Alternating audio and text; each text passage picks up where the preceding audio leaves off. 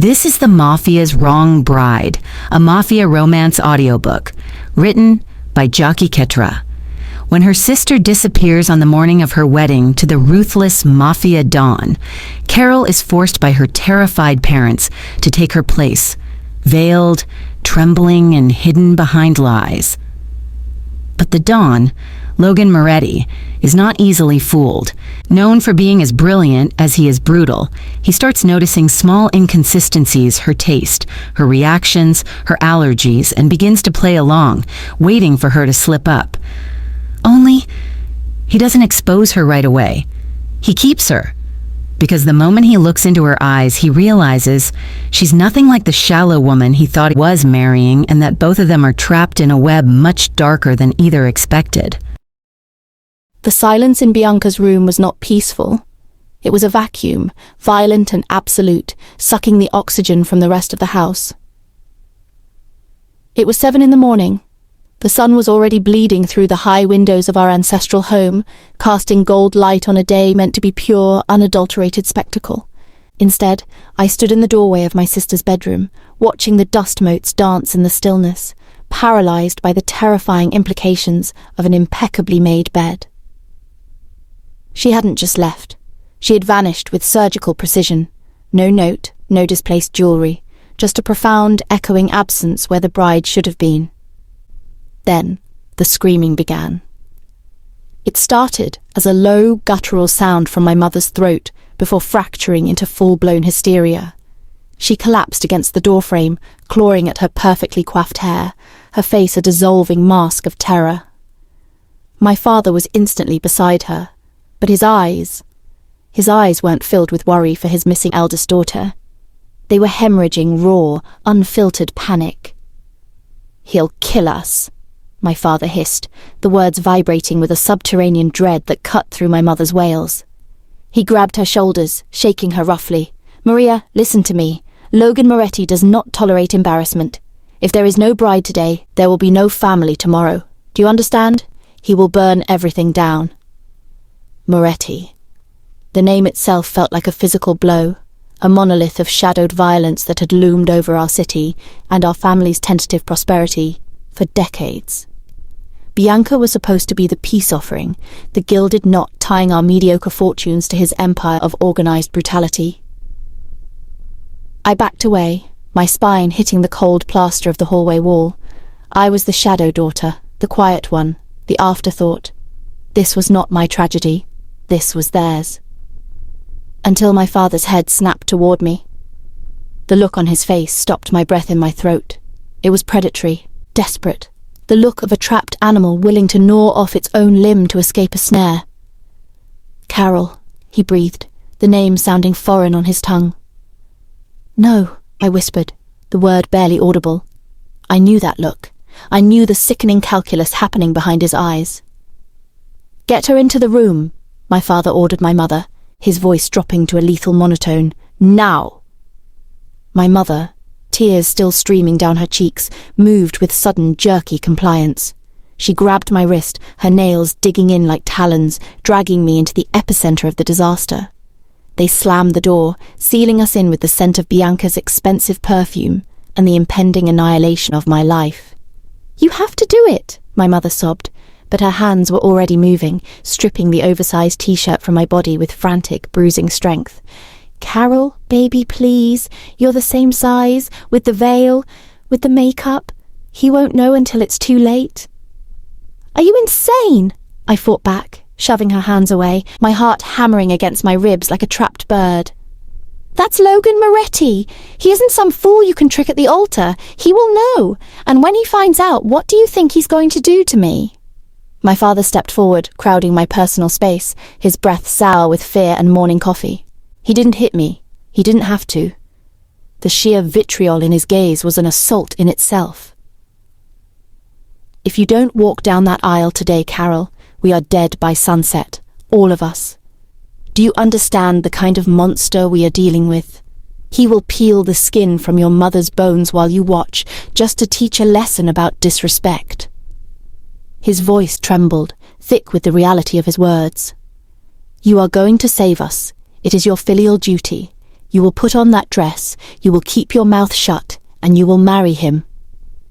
It wasn't a request, it was a sentencing. The fight drained out of me, replaced by a cold, paralyzing dread.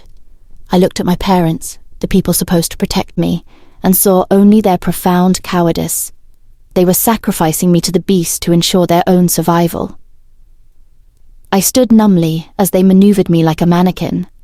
My mother's hands, shaking uncontrollably, laced me into the corseted bodice of the gown meant for Bianca. The silk felt cold and alien against my skin, heavier than chainmail. It was a magnificent creation of ivory lace and imported tulle, a garment designed to highlight Bianca's voluptuous beauty. On me, it felt like a shroud. I was slightly leaner, less curved, and the bodice required aggressive tightening to create the illusion of my sister's silhouette. It was a macabre pantomime. My mother applied layers of makeup, thickening my lashes, painting my lips a deep crimson, trying to sculpt my features into a replica of the daughter she actually loved. When she placed the veil on my head, the world blurred. The heavy lace fell over my face, obscuring my vision, turning the room into a hazy, impressionist painting of deceit. "Don't speak," my father commanded, his voice hoarse as he surveyed their fraudulent creation. "Don't look him in the eye until you have to. You are shy, you are overwhelmed, you are Bianca." I stared at myself in the full-length mirror through the obscuring mesh. The woman looking back was a stranger, a terrified ghost draped in opulent lies. I was about to commit fraud against the most dangerous man in the state. I was walking into a lion's den wearing a lamb's costume, armed with nothing but my parents' desperate terror. The ride to the cathedral was a blur of nausea and vertigo. Every rotation of the tires brought me closer to an irrevocable destiny. When the car stopped, the massive oak doors of the church loomed like the gates of hell. My father gripped my arm to escort me, his fingers digging in hard enough to bruise through the silk, a final, silent warning. The organ music swelled, a thundering vibration that rattled my teeth. The doors groaned open. The aisle stretched out before me, an impossible distance. The air inside was cool, scented with frankincense and the crushing weight of expectation. Hundreds of faces turned toward me, a sea of strangers witnessing a lie. But I didn't see them. I only saw the figure at the end of the altar. Logan Moretti stood with his back to me initially, a monolith in a severe black suit. As I began the slow, agonizing procession, he turned. Even from this distance, through the haze of the veil and my own terror, his presence was overwhelming. He was devastation contained in a tailored suit. He was younger than the rumors suggested, perhaps in his early 30s, but his face bore the rigid, unforgiving architecture of a man who had seen too much and felt too little. He watched my approach with a stillness that was profoundly unnatural. No smile, no nervous anticipation, just cold, carnivorous assessment. My knees trembled violently with every step. I felt like I was walking underwater, the pressure immense, threatening to crush my lungs. I was marching toward my executioner, disguised as his prize. The closer I got, the more unbearable the tension became. When I finally reached the altar, my father practically shoved me into place beside him before retreating, abandoning me to the monster. Logan didn't move. He didn't offer a comforting hand. I could feel the heat radiating from his body, smell the faint, sharp scent of expensive scotch, and something metallic, like blood cleaned from steel. The priest began to speak, droning on about sanctity and union, words that felt grotesque in the face of this monumental deception. Then it was time. Logan turned fully toward me. I kept my head lowered, staring at the polished tips of his shoes, terrified that if I looked up, the sheer force of my fear would burn through the veil and expose everything. He reached out. His hand was large, his fingers long and scarred across the knuckles. When he took my hand, his grip was shocking, ice-cold and firm as iron. It wasn't a lover's touch. It was a claim of ownership. "Do you, Logan?" The words washed over me. I was drowning. "I do." His voice was a low rumble, resonant and devoid of any softness. It was the sound of a cell door slamming shut. "And do you, Bianca?" The pause stretched. The silence in the cathedral became razor-sharp. My heart hammered against the constricting corset. I was going to faint. I was going to scream. Logan's thumb pressed hard against the delicate bones of my hand, a silent, brutal demand for compliance. I swallowed the bile rising in my throat. I thought of my parents' terrified faces. I thought of the threat hanging over us. "I do," I whispered, the words sealing my fate. The priest beamed, oblivious to the hostage situation playing out before him. "You may kiss the bride." My blood froze. This was it, the moment of contact, the moment he would be close enough to feel the tremor in my soul, to smell the difference in my skin. Logan stepped closer. He reached up, his movements deliberate, agonizingly slow, and grasped the edge of the heavy lace veil. He lifted it. There was no air left in the world. I was forced to look up, to meet his gaze for the first time. His eyes were the color of a frozen ocean, a pale, piercing blue that seemed to strip me bare of every defense. They were intelligent, cruel, and utterly devoid of humanity. He stared at me. The seconds ticked by like gunshots. I saw a flicker in those glacial depths, a micro-expression of confusion, suspicion. It was gone so fast I thought I imagined it. He didn't pull away in disgust. He didn't shout for his guards. Instead, his eyes narrowed almost imperceptibly, a predator scenting something, off in the wind. He leaned down. His lips brushed mine, cold and firm and terrifyingly possessive. It wasn't a kiss. It was a branding. As he pulled back, his gaze locked onto mine again, harder this time, probing, dissecting. He didn't smile. He just leaned close to my ear, his breath ghosting over my skin, sending violent shivers down my spine. "You're trembling, Carissima," he murmured, his voice a silken threat that no one else could hear. "Someone might think you're afraid of your husband on your wedding day." He knew. The realization hit me with the force of a physical blow. He didn't know what was wrong yet, but he knew something was fundamentally fractured in this transaction. And as he took my arm to lead me down the aisle, his grip tightening just enough to hurt, I realized with horrifying clarity that my parents were wrong. I hadn't saved us. I had just walked us all directly into hell. The reception was a gilded hallucination of excess. 1,000 people, the elite of a criminal underworld I had only ever glimpsed from the periphery, were gathered to celebrate a fraud. The ballroom of the monolithic hotel smelled of thousands of orchids, expensive champagne, and the underlying metallic tang of power and fear that seemed to follow Logan Moretti wherever he went. I moved through it like an automaton, my body encased in the silk armor of Bianca's dress, my face frozen in a brittle rictus of a smile. Every congratulation was a landmine. Every cheek kissed was a potential exposure. I was intensely, sickeningly aware of my own sweat, terrified it would melt the layers of makeup that were the only thing standing between me and a violent death.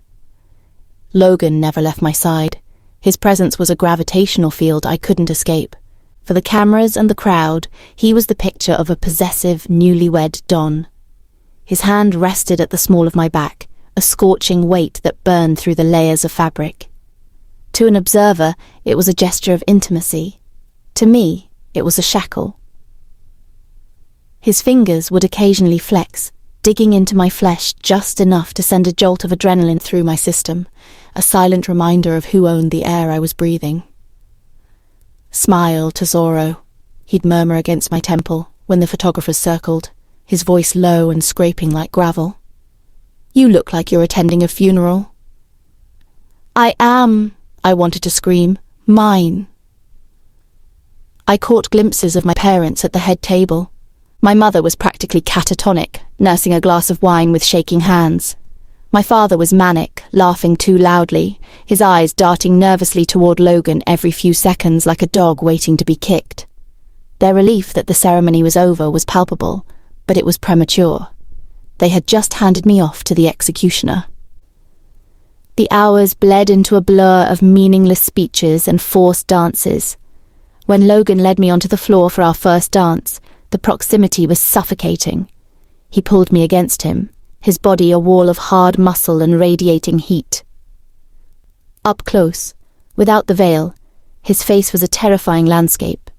The scar I had noticed earlier was even more prominent, a jagged white line slicing through his left eyebrow and down his cheek, a permanent souvenir of violence that only added to his aura of menace. His eyes, those glacial, inhuman eyes, stared down at me with an intensity that made my skin crawl. "You're quiet tonight, Bianca," he said, his voice devoid of the warmth that should have been there. It was an interrogation, disguised as small talk. My heart hammered against his chest. "It's overwhelmed," I managed to choke out, trying to mimic my sister's breathy, slightly dramatic cadence. "It's all so beautiful, Logan." He didn't reply immediately. He just spun me, his grip tightening. "Is it? You used to say you wanted something smaller, more intimate." Panic flared. A test. He was already testing me. I had no idea what Bianca had told him. "A girl is allowed to change her mind when she sees all this," I countered, gesturing vaguely at the opulence around us, praying it sounded like something she would say. His eyes narrowed slightly, a flicker of something unreadable passing through them. "I suppose she is." The dance ended, and the torture continued until, finally, mercifully, Logan decided the performance was over. The ride in the back of his armoured limousine was worse than the reception. The silence was absolute, a living thing that filled the space between us. The tinted windows turned the outside city into a dark, unreachable blur. We were sealed in a luxurious capsule with nothing but the truth hanging invisibly in the air. He didn't speak. He just sat there, radiating a coiled, lethal energy, watching me. I sat rigidly as far from him as the seat would allow, staring at the massive diamond on my finger, Bianca's ring, feeling its weight like a physical anchor dragging me down. The car didn't head towards the airport for a honeymoon. I knew it wouldn't. Logan Moretti was not a man who took vacations. The car pulled up to a set of towering wrought-iron gates that swung open silently, revealing a sprawling estate that looked more like a fortress than a home. Stone walls, security cameras, armed guards visible in the periphery of the headlights. This was it. The lion's den. The car stopped in front of the main entrance. A driver opened my door, and I stepped out into the cool night air, my legs trembling so badly I almost collapsed. Logan was there instantly, his hand gripping my elbow to steady me. His touch wasn't gentle, it was a vice. "Welcome home, wife," he said, the word wife dripping with a strange, dark irony. He led me up the stone steps to the massive double doors. I expected him to unlock them, but instead he stopped, turning to me. Without a word, he swept me up into his arms, carrying me bridal style. It was a tradition, a romantic gesture. But as he carried me over the threshold of that massive, silent house, it felt like being carried into a tomb. The heavy doors boomed shut behind us, sealing out the world, my parents, and any hope of escape. The foyer was cavernous, lit by a massive chandelier that cast long, shivering shadows. He didn't set me down immediately. He just held me there, in the center of his empire, looking down at me with that same terrifying, dissecting gaze. "Now," he whispered, the sound echoing in the vast space, "the real celebration begins." The dread that washed over me was so potent I thought I might vomit. The performance was over. The audience was gone. Now it was just me, the monster, and the lie that was about to be violently exposed. He carried me up a sweeping staircase that seemed designed for grand entrances and tragic exits. The house was a mausoleum of dark wood and cold marble, utterly silent, save for the heavy tread of his footsteps. He kicked open a set of double doors on the second floor, revealing a master suite that was less a bedroom and more a predatory habitat. It was vast, dominated by a bed large enough to be a sacrificial altar, dressed in charcoal silk that seemed to swallow the light. The air here was thicker with his scent, sandalwood, cold air, and that underlying metallic menace. He set me down in the middle of the room. My legs, no longer supported by adrenaline or his arms, nearly buckled. I stood swaying in the heavy wedding dress, a doll deposited in a monster's lair. Logan didn't look at me immediately. He walked to a heavy mahogany dresser, pulling off his tie with a sharp, snapping sound that made me flinch. He shrugged out of his suit jacket, tossing it aside with careless, arrogant grace. Underneath, in just his white shirt and holster, the latent violence in his frame was even more apparent. The leather straps crisscrossing his broad back were a stark reminder that this was not a normal marriage. This was an annexation. He turned, his glacial eyes locking onto me. He began to unbutton his cuffs, slowly, methodically, never breaking eye contact. "You're still dressed," he noted. His voice was devoid of inflection, a flat line of sound that carried terrifying weight. My throat felt welded shut. The implications of this room, this bed, this man, crashed down on me. To maintain the lie, I had to let him touch me. I had to let the man my family feared more than God claim my body. The thought made bile rise sharply in my esophagus. I need help with the laces," I managed to whisper, my voice thin and reedy. He crossed the room in 3 long strides. He spun me around, his hands rough as they found the hidden zipper beneath the decorative buttons of the gown. He didn't possess the patience for laces. He jerked the zipper down with a sound like tearing fabric. The heavy silk pool dropped to my hips, leaving me exposed in the rigid, bone-white corset and a silk underskirt. The sudden cool air on my skin felt like a violation. His hands rested on my bare shoulders. His thumbs traced the delicate line of my clavicle, pressing just hard enough to bruise. I stopped breathing. I could feel the heat of his chest against my naked back. "You are incredibly tense, Bianca," he murmured against my hair. He inhaled deeply, scenting me. My stomach lurched. Did I smell like fear? Did I smell like Carol, not Bianca? A bride should be eager on her wedding night. His hands moved lower, skimming my ribs, his calloused palms rasping against the silk of the corset. He was mapping me, claiming territory. Terror, primal and overwhelming, clawed at my chest. I couldn't do it. If he touched me, really touched me, he would know. Bianca was softer, curvier. I was all sharp angles and nervous energy. The intimacy would be my undoing. The physical revulsion was so strong my vision actually blurred. I needed an out, a desperate, believable lie. When his hands moved to the clasps of the corset, I gasped, a wet, desperate sound, and lurched away from him, clutching my head. "Wait!" I choked out, stumbling toward the edge of the massive bed for support. "Stop, please."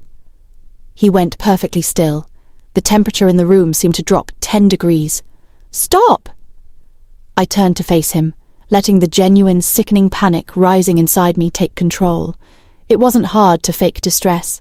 I was already drowning in it. "My head," I whimpered, pressing my palms against my temples, squeezing my eyes shut. "It's the lights, the noise today. It's a migraine. I feel sick. I'm going to be sick." I injected a sob into my voice, playing the part of the spoiled, overwhelmed princess my sister was known to be. "Please, Logan, it's blinding. I can't do this right now." I waited for the explosion. I waited for him to grab me, to call me a liar, to force what he had purchased with his protection.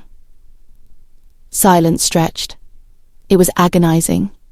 I opened my eyes just a slit, peering through the veil of my lashes. Logan was standing exactly where I'd left him. He wasn't angry. He didn't look disappointed. He looked clinical. His head was cocked slightly to the side, those terrifying blue eyes dissecting me, analyzing the tremor in my hands, the sweat on my brow, the rapid, shallow rise and fall of my chest in the tight corset. He was processing the data of my refusal. "A migraine," he repeated. His tone was unreadable. It wasn't acceptance, but it wasn't an accusation either. It was the flat neutrality of a judge hearing a plea. "Yes," I breathed, leaning heavily against the bedpost, letting my body sag. Please, I just need to lie down, in the dark." He stared at me for another eternal 10 seconds. It felt like he was peeling back the layers of my skin with his gaze, searching for the deceit underneath. Then, inexplicably, the tension in his shoulders eased. "Very well," he said softly. Too softly. He walked past me into the adjoining bathroom. I heard water running. He emerged a moment later with a cold, wet washcloth. He approached me, and I flinched violently. He paused, his eyes narrowing again at my reaction, before continuing.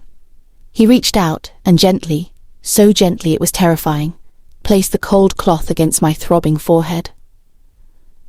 "You're delicate," he murmured, his thumb tracing my cheekbone. "I seem to have forgotten that about you." The words sent a chill straight to my marrow. Forgotten, or noticed a discrepancy.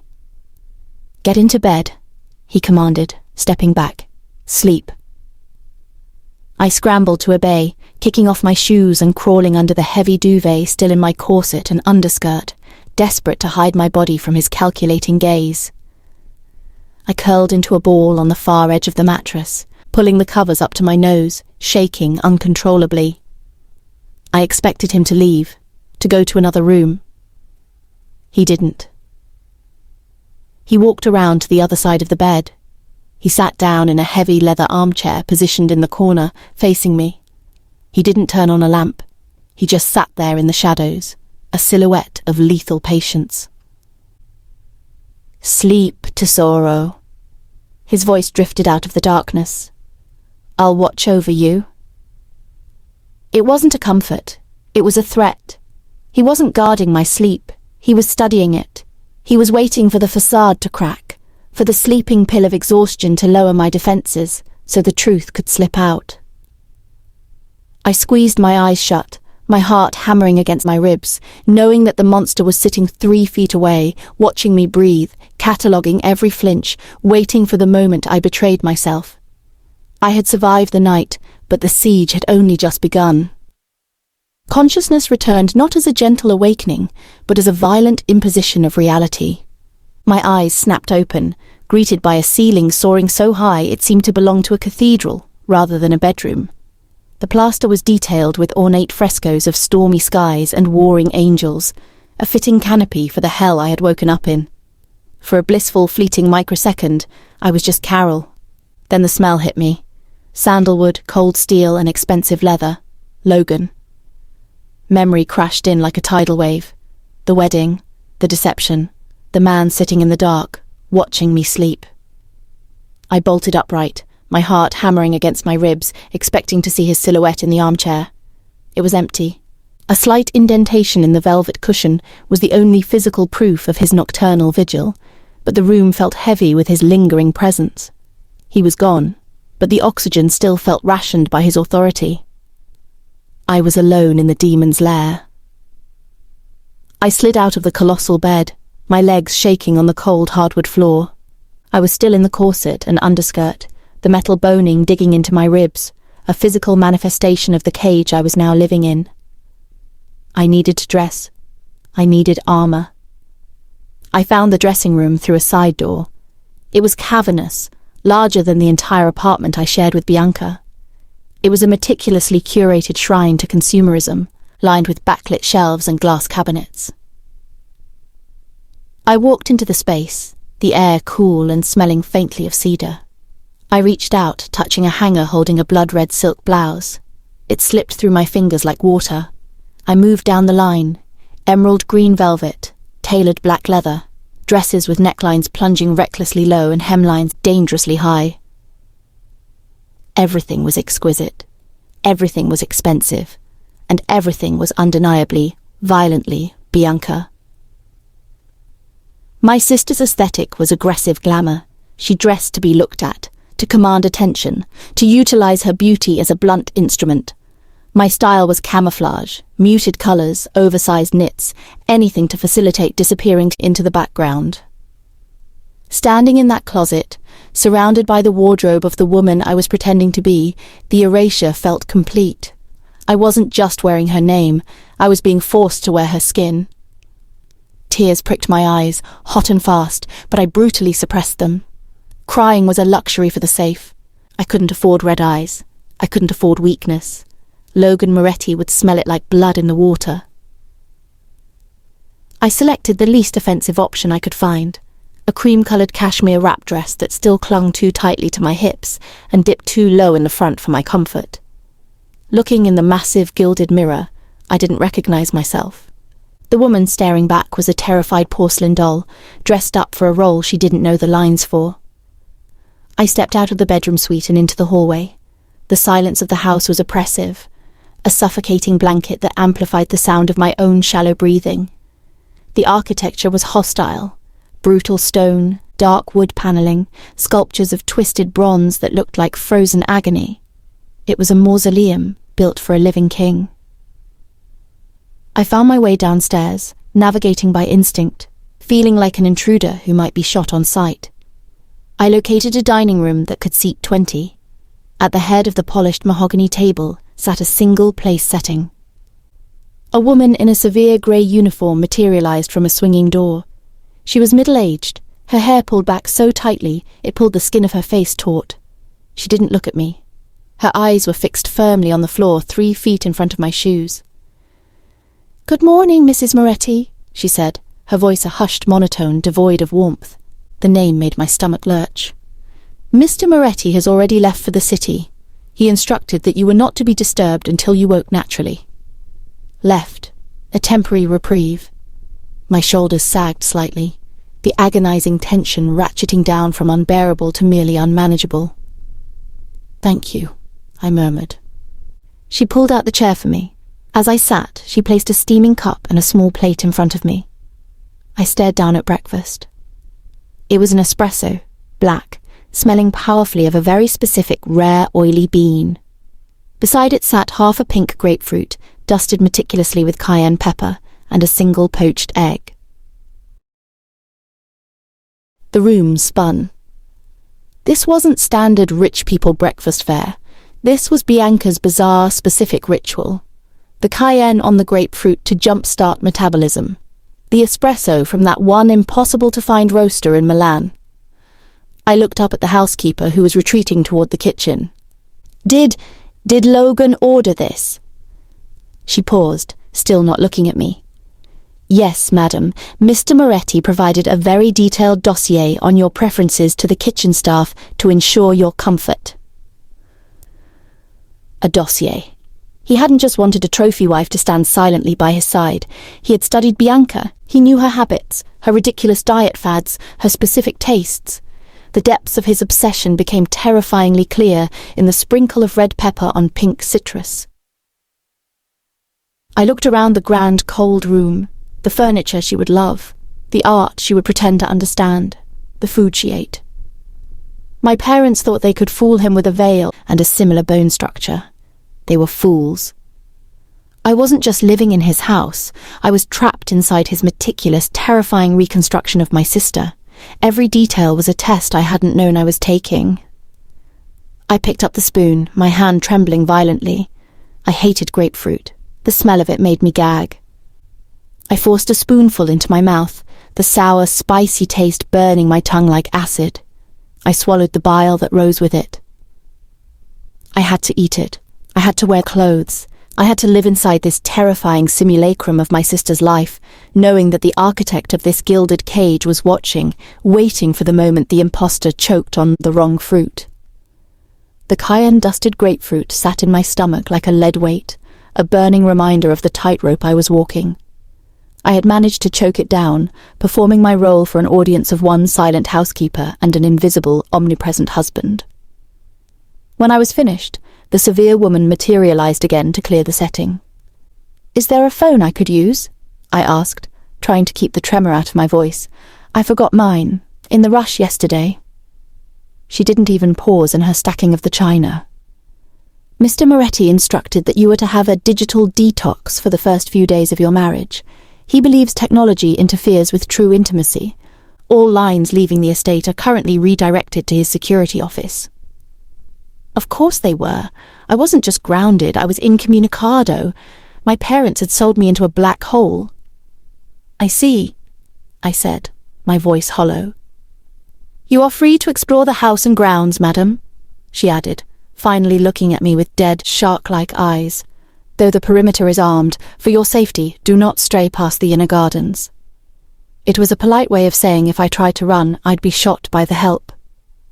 She vanished back into the kitchen, leaving me alone in the echoing silence of the manor. I couldn't stay in the dining room. The air was too thin.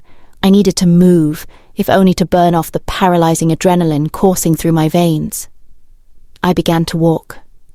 The house was vast, a labyrinth of corridors lined with ancestral portraits of men who looked just as ruthless as Logan. Their painted eyes seemed to follow me, judging the imposter in their midst. Every floorboard I stepped on felt like a pressure plate connected to an alarm somewhere. I tried doors as I went. Most were locked. Guest bedrooms, linen closets, all secured. It reinforced the feeling that I was a prisoner, allowed access only to the areas my jailer deemed necessary. I found myself on the ground floor wing opposite the kitchens. The architecture here was heavier, the shadows deeper. The air smelled different, less like beeswax and lemon polish, and more like old leather, expensive whiskey, and cold ash. It smelled like him. At the end of a long, runner-clad hallway stood a set of imposing black oak doors. Unlike the others, these were slightly ajar.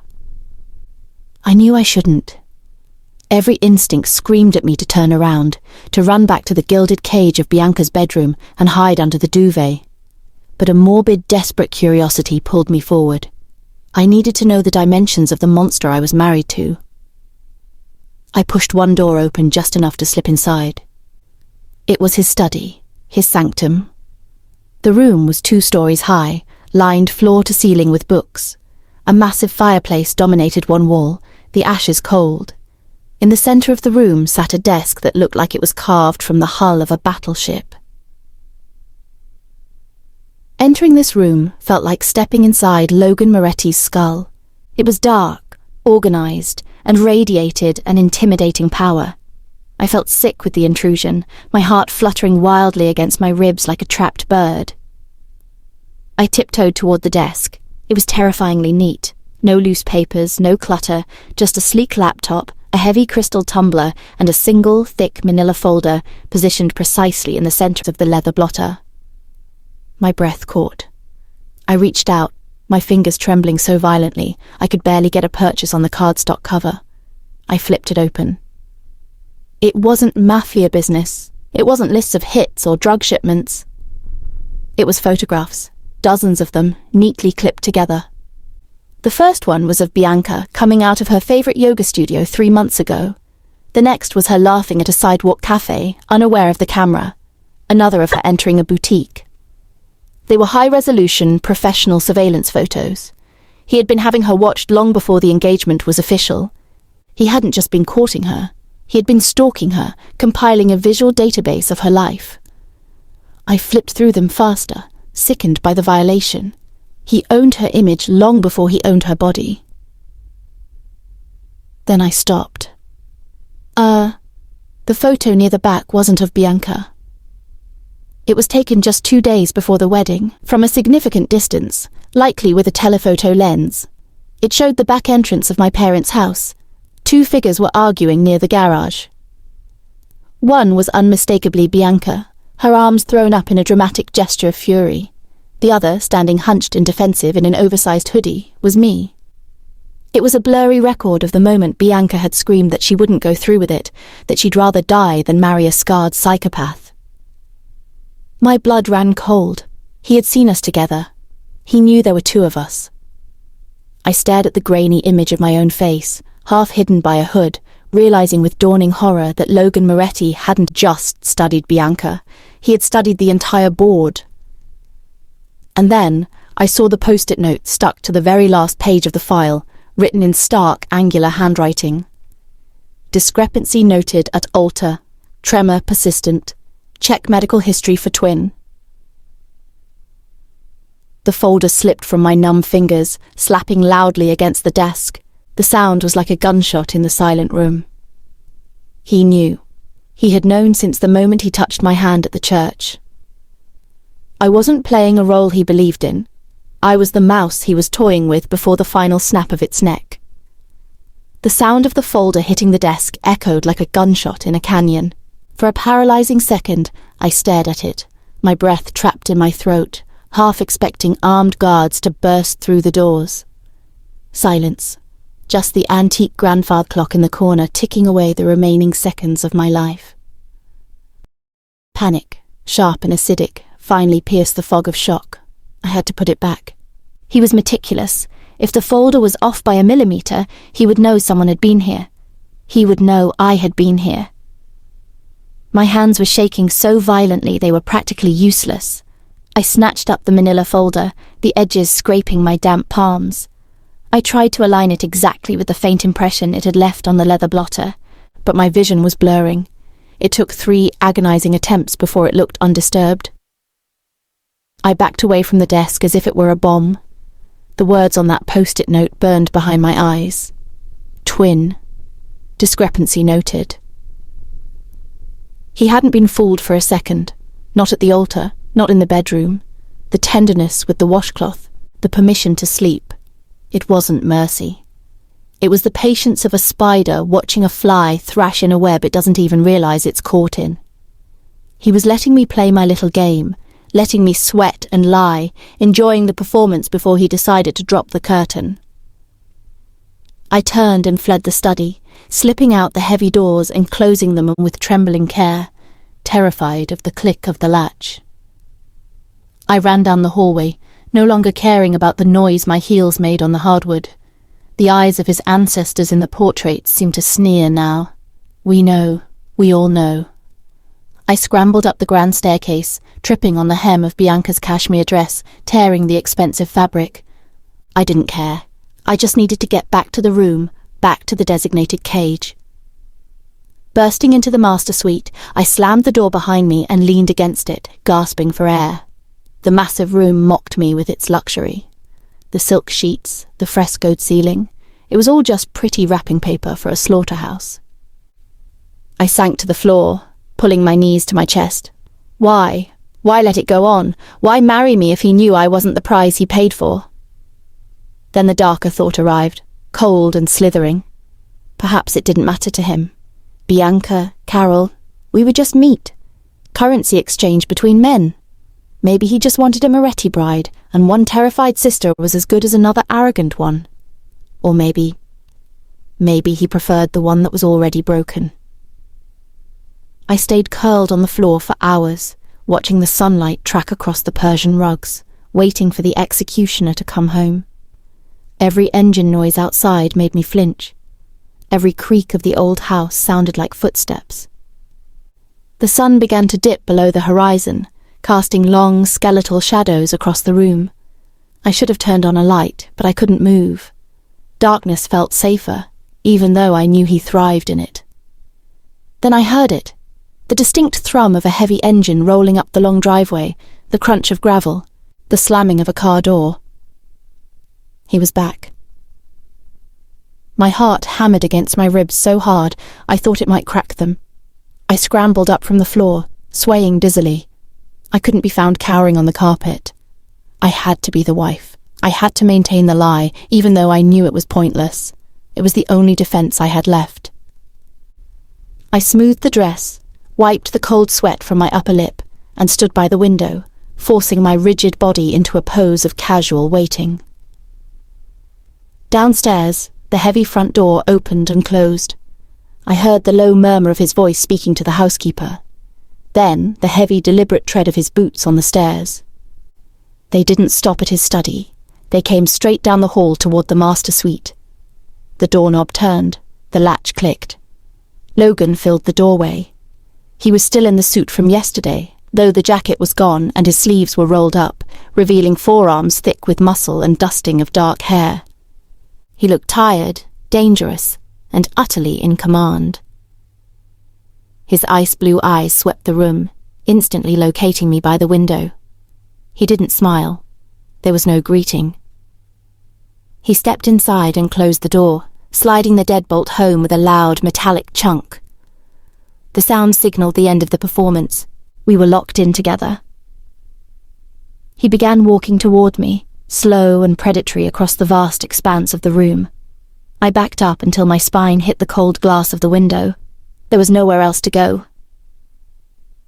He stopped just a foot away, close enough that I could feel the heat radiating from his body, smell the day's sweat mixed with his expensive cologne. He towered over me, blocking out the remaining light in the room. He reached out, his hand large and rough. I flinched violently, squeezing my eyes shut, expecting a blow. Instead, his knuckles brushed against my jawline, tilting my chin up until I was forced to look at him. His expression was terrifyingly blank. "Did you have a restful day, Mowgli?" he asked softly. "Wife." The word sounded like a curse in his mouth. "Yes," I whispered, the lie tasting like ashes. "Thank you for letting me rest." His thumb stroked my cheekbone, hard enough to redden the skin. His eyes bored into mine, no longer searching, just knowing. He was looking right through Bianca's makeup, right through the borrowed dress, straight at the terrified fraud beneath. "Good," he murmured, leaning in closer until his lips brushed my ear. The scent of him filled my senses, overwhelming and masculine. "Because the resting period is over. Tonight we begin. Tonight we begin." The words hung in the air, heavy with threat. Before I could process the finality of them, his mouth crushed down on mine. It wasn't a kiss, it was an annexation. His lips were hard, unforgiving, forcing mine apart. He tasted of aged whiskey and raw, simmering aggression. I tried to pull back against the cold glass of the window, but his body pinned me, solid as a granite wall. One hand tangled in my hair, gripping the roots tight enough to bring tears to my eyes, holding my head immobile as he devoured my mouth. Panic clawed at my throat. I couldn't breathe. I couldn't think. The sheer, overwhelming reality of his physical power terrified me. He broke the kiss, his breathing harsh against my wet cheek. I gasped for air, my chest heaving. "Logan, please," I stammered, my voice thin and trembling, desperately grasping for the script I was supposed to be following. "My head, it's still pounding. I don't think I can—" "Did I ask?" His voice was low, a rumble in his chest against mine. He didn't even blink. The rejection of my excuse was total. "I'm done with headaches, Bianca. I'm done with the games. I've had a very long day cleaning up other people's messes, and I am tired." His ice-blue eyes bored into mine, devoid of any warmth, any pretense of courtship. "The only thing I want right now is what I paid for. I want my wife." He didn't wait for agreement. He stepped back just enough to grab the neckline of the cashmere dress, Bianca's beautiful, expensive dress. With a sharp, violent jerk, he ripped it down the middle. The sound of tearing fabric was shocking in the quiet room. Cool air hit my skin, followed instantly by the searing heat of his hands. I cried out, trying to cover myself, but he swatted my hands away. He wasn't looking at me with lust. He was looking at me with appraisal, like a landlord inspecting a property he owned completely. "Beautiful," he muttered, the word sounding angry. He didn't bother undressing fully. He just shoved his trousers down, his movements sharp with impatience. He grabbed my waist, his fingers digging into my flesh like iron bands, and half-dragged, half-carried me toward the massive four-poster bed. He threw me onto the mattress. I bounced on the thick duvet, scrambling backward, but he was already stalking over me, a dark, looming shadow blocking out everything else. He crawled over me, his weight pressing me down into the mattress, suffocating and immense. He didn't offer comfort. He didn't whisper endearments. He began to assault my senses. His mouth was everywhere, hot and wet and brutal. He kissed my neck, biting down hard on the sensitive cord of muscle, making me whimper. He moved lower, his teeth scraping against the swell of my breasts, his stubble burning my skin like sandpaper. It felt less like intimacy and more like he was branding me, marking every inch of territory he intended to conquer. His hands were rough, mapping my body with bruising intensity, pushing my legs apart with a force that brooked no argument. I squeezed my eyes shut, tears leaking out hot and fast, my body rigid with terror. He settled between my thighs, the heat and hardness of him pressing against my core. I held my breath, every muscle locked tight in anticipation of the inevitable. He didn't prepare me. He didn't ask. He just thrust forward. A choked scream tore from my throat as he breached me.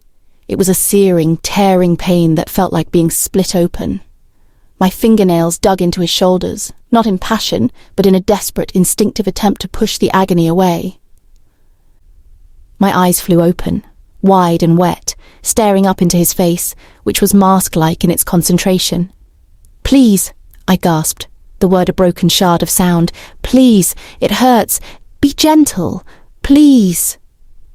I expected him to ignore me, to slam harder to shut me up, but he stopped. He went completely still inside me, his chest heaving against mine. He looked down at me, his expression flickering with something I couldn't read. Surprise, perhaps, or a moment of calculating assessment, realizing I wasn't the experienced, resilient creature Bianca was supposed to be. For a few agonizing heartbeats, he just breathed, letting my body adjust to the intrusion, the sheer size of him stretching me beyond what I thought possible. The mercy was unexpected, shocking enough that my sobbing hiccuped to a stop. "Relax," he commanded, his voice guttural, but the edge off it slightly. He withdrew almost completely, then pushed back in, slower this time. It still hurt, a deep, burning ache, but the tearing sensation eased. But the reprieve was fleeting. As soon as he felt me yield, the beast returned. A low growl tore from his throat, and his rhythm changed. The slow, measured pace vanished, replaced by a punishing, piston-like drive. He began to pound into me with raw, unbridled fury. He grabbed my hips, anchoring me in place as he slammed into me over and over, harder and faster. The bed frame groaned rhythmically against the wall, my head knocked back against the pillows with every thrust. It was violent and chaotic. Sweat dripped from his forehead onto my face, mingling with my tears. The sound of flesh slapping flesh filled the room, loud and crude. I felt like I was being erased, crushed beneath the weight of his frustration, his power, his ownership. The pain was a constant thudding baseline, but as his pace increased to a frantic, brutal tempo, something else began to bleed through. The sheer friction, the adrenaline of terror, the overwhelming sensory overload of his body mastering mine. It ignited a treacherous, purely physiological spark deep in my belly. "Logan!" I cried out, not knowing what I was pleading for anymore. He grunted in response, burying his face in the crook of my neck, biting down hard as he drove into me with final, earth-shattering force. The combined shock of the bite and the brutal depth of his thrust shattered something inside me. A loud, guttural cry ripped from my own throat, a sound made of pain, fear, and a humiliating, confusing spike of intense, blinding pleasure that I never saw coming. My body convulsed around him, betraying my mind completely, shuddering violently against the man who terrified me. He groaned, a deep, harsh sound, tensing every muscle as he emptied himself inside me, pressing me down into the mattress one last crushing time. Silence fell over the room, heavier and more suffocating than the violence that had preceded it. Logan lay on top of me for a long moment, his breathing slowly returning to normal, his heart thudding like a sledgehammer against my bruised chest. I lay paralyzed beneath him, staring blankly at the ceiling fresco, tears leaking silently from the corners of my eyes into my hairline. My body felt wrecked, stretched, sore, and branded by his roughness. Yet, beneath the throbbing pain, the humiliating echo of that final, treacherous spasm of pleasure burned like acid. Shame washed over me, hot and sickening. He finally shifted, his weight lifting from me with a groan. The loss of his heat left me shivering violently. He didn't offer comfort. He didn't say a word. He rolled off the bed and stalked into the ensuite bathroom. I heard water running, the mundane sound bizarre after what had just happened. I curled onto my side, pulling my knees to my chest, trying to make myself as small as possible in the enormous wrecked bed. The torn remnants of Bianca's dress lay on the floor like a crime scene outline. He emerged minutes later, a towel wrapped low around his hips, his hair damp. He didn't even look at me huddled under the duvet. He walked to the wardrobe, pulled out fresh sleep pants, and put them on with efficient, economical movements. He treated the aftermath like he had treated the act itself, a transaction completed, an itch scratched. He walked back to the bed. I flinched, bracing myself, but he merely pulled back the covers on his side and slid in. He lay on his back, hands clasped behind his head, staring at the ceiling. "Sleep," he commanded into the darkness. It wasn't a suggestion. I didn't sleep. I lay rigid on the very edge of the mattress, terrified that if I moved, I might brush against him and reignite the beast. I listened to his breathing deepen into the rhythm of sleep, marveling at how easily he could turn off the violence, while I felt shattered into a million pieces. When I woke, the space beside me was cold. Morning light streamed cruelly through the tall windows, illuminating the disarray of the room. I sat up, gasping as a sharp ache shot through my inner thighs and lower back. Every muscle protested as I moved. I looked down at my arms. Faint purpling bruises were already blooming where his fingers had dug in to hold me down. He had left his mark. I was thoroughly, undeniably his property now. I dragged myself out of bed and into the shower, scrubbing my skin until it was raw, trying to wash away the scent of him, the feel of his sweat drying on my skin. It was impossible. He was seeped into my pores. I dressed mechanically in another of Bianca's outfits, high-waisted trousers and a silk blouse that felt too cool against my sensitized skin. I had to go downstairs. I had to face him in the light of day, knowing what he was capable of in the dark. And worse, knowing what I had seen in his study. The house was silent as I descended the grand staircase. I found him in a sunlit breakfast nook off the main kitchen, a smaller, more intimate space than the cavernous dining room. He was dressed in another impeccable suit, charcoal grey this time, reading a newspaper and sipping espresso. He looked fresh, untouched by the night before. When I entered, he folded the newspaper and looked up. His ice-blue eyes swept over me, taking in my stiffness, the careful way I walked. A flicker of satisfaction crossed his face. "Good morning, wife," he said, his voice smooth granite. "Good morning," I managed, my voice rough. The severe housekeeper appeared instantly, placing a plate in front of me without a word. It wasn't grapefruit this time. It was a rich, heavy omelette loaded with cheese and meats. I looked at it, my stomach churning. "I'm not very hungry." "Eat," Logan said, picking up his espresso cup. His eyes didn't leave my face. "You'll need your strength. You seemed fragile last night." The taunt hung in the air. I felt the blood drain from my face. He was enjoying this. He was enjoying watching me squirm in the trap he'd built. I picked up my fork, my hand trembling slightly, and forced down a bite of the eggs. They tasted like sawdust. Logan watched me chew, his expression unreadable. He set his cup down with a soft clink. "I have business in the city today," he said calmly. "You will remain here. The grounds are open to you as Mrs. A bait mentioned, but do not test the perimeter fences, Bianca. The security system is unforgiving." He stood up, towering over the small table. He walked around to my chair. I froze, fork hovering halfway to my mouth. He placed a hand on my shoulder. His grip wasn't hard, but it was heavy, a reminder of the crushing strength he possessed. He leaned down, his lips brushing my ear, sending a jolt of terrified electricity down my spine. "Explore the house all you want, little mouse," he whispered, his voice dropping to a low, menacing purr that only I could hear. "Read the books, look at the pictures, just remember, I see everything." He squeezed my shoulder once, hard enough to make me wince, then released me and walked away. I heard his heavy footsteps recede down the hall, followed by the slamming of the front door. I dropped the fork onto the plate with a clatter. I see everything. He knew I had been in the study. He knew I'd seen the photos. He knew I wasn't Bianca. The omelette threatened to come back up.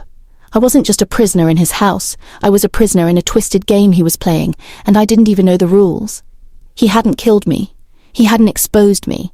He had fucked me, marked me, and now he was leaving me alone in his panopticon to stew in my own terror until he returned to play with his food again. I spent the morning waiting to die. After his parting words, I see everything. I sat in the breakfast nook until the coffee turned cold and bitter in my cup. He knew. He had known last night when he tore Bianca's dress off my body. He had known when he forced me to submit to him. The assault hadn't just been about claiming his bride. It had been punishment. A brutal, physical notification that my deception was over. Every time Mrs. Abate entered the room, I expected her to be holding a gun instead of a dustcloth. Every time a car passed on the distant road, I thought it was the clean-up crew coming to dispose of the imposter. But hours passed, and nothing happened. I was left alone in the silent, oppressive mansion, nursing the soreness between my thighs and the terrifying knowledge that I was living on borrowed time. At 2:00, the front door opened. It wasn't Logan. It was his driver, a man named Rocco with a neck thicker than my thigh and eyes like pebbles. "Mrs. Moretti," he rumbled, the title sounding absurd now. "The Don requests your presence. We are going into the city." This was it. The execution ride. I didn't argue. I went upstairs on shaky legs and changed into something nondescript. Black trousers, a grey sweater. I felt like I was dressing for my own funeral. Rocco drove in silence. The armoured Mercedes felt like a hearse. We drove deep into the city, past the glimmering skyscrapers and into an older, grittier industrial district where the shadows seemed longer. We pulled into the rear bay of a nondescript brick building with frosted windows. Logan was waiting there, leaning against a concrete pillar, scrolling through his phone. He looked up as I climbed out of the car. His expression was the same mask of cold indifference he always wore, but his eyes, those glacial blue eyes, immediately dropped to my hips, assessing my gait. I stiffened, shame burning my cheeks. "Come," he said, pocketing his phone. He didn't offer his arm. He led me inside. It wasn't a warehouse or a torture chamber. It was a clinic, private, sterile, and smelling faintly of antiseptic and fear. A doctor in a white coat was waiting, nervously wiping his hands on his trousers. "Don Moretti," the doctor mumbled, not meeting Logan's eyes. "Check her," Logan said, gesturing vaguely at me as if I were a malfunctioning appliance. "There was roughness last night. Ensure there is no lasting damage." The humiliation was absolute. I wanted the floor to open up and swallow me. Logan stood in the corner of the examination room, arms crossed, watching impassively as the doctor conducted a swift clinical exam. He didn't leave the room. He owned the damage, so he would supervise the inspection. "She is bruised, Don Moretti. Some tearing," the doctor reported quietly, sweat beading on his forehead. "It will heal in a few days. I'll provide a salve." Logan nodded once. "See to it." He walked over to where I sat on the exam table, clutching a paper gown to my chest. He reached out, his knuckles grazing my cheekbone. I flinched violently. His eyes narrowed. "I told you, Bianca. I see everything. You don't need to pretend to be brave." "What are you going to do with me?" I whispered, the words barely audible. He didn't answer. He just stared at me for a long, unsettling moment, as if trying to solve a complex equation. Then he turned away. "Get dressed. We're leaving." We exited through the same rear bay. Rocco was waiting by the open car door. I was 2 steps from the car when the world exploded into noise. Tires screeched, a raw, ugly sound echoing off the brick walls.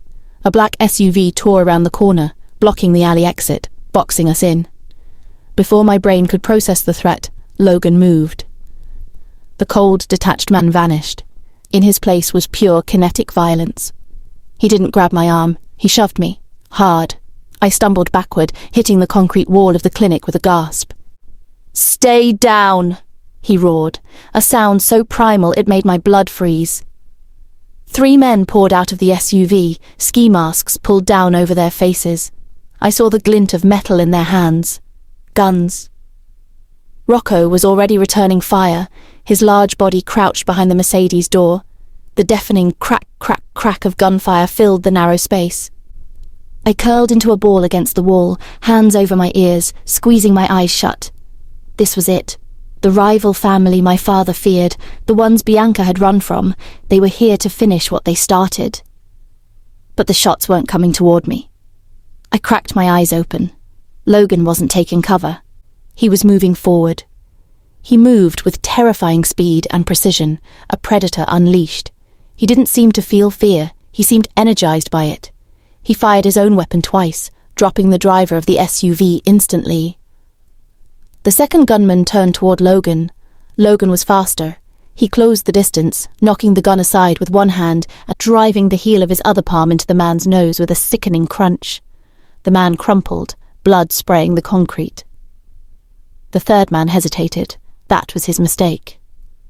Logan didn't shoot him. He grabbed him. He slammed the man face first into the side of the SUV, denting the metal. He wrapped his forearm around the man's throat from behind, squeezing with relentless, terrifying strength. I watched, paralyzed with horror, as the man thrashed, clawed at Logan's arm, and then went limp. Logan let him drop to the ground like a sack of garbage. It was over in less than 20 seconds. Silence returned to the alley, heavier now, broken only by the hiss of steam from the SUV's radiator and the panicked raggedness of my own breathing. 3 men were down, dead or dying. And Logan Moretti stood in the center of the carnage, his chest heaving slightly, suit jacket unstained, but his knuckles slick with red. The monster I had married was fully revealed. The man who had hurt me in the bedroom was capable of exponentially worse out here in the light. He turned slowly, his eyes scanning the alley, checking for more threats. Then, his gaze landed on me, huddled against the wall. The killing light didn't leave his eyes immediately. He looked wild, dangerous, vibrating with adrenaline. He stalked toward me. I tried to push myself further into the brick, terrified that now that the external threat was gone, I was next. He reached down and hauled me to my feet. His grip was iron, painful on my upper arms. He dragged me away from the wall, pulling me against his chest. I could smell the copper tang of blood on him, mixed with his cologne and sweat. My body was rigid against his, trembling uncontrollably. His hand came up to the back of my head, fingers tangling in my hair, forcing my face into the crook of his neck. It wasn't a comforting hug. It was a possessive claim. "Did they touch you?" he demanded, his voice a low growl against my ear. "No," I sobbed into his coat. His grip tightened even further, until I could barely breathe. He held me there amidst the bodies of the men he had just slaughtered, a human shield one moment, a captive prize the next.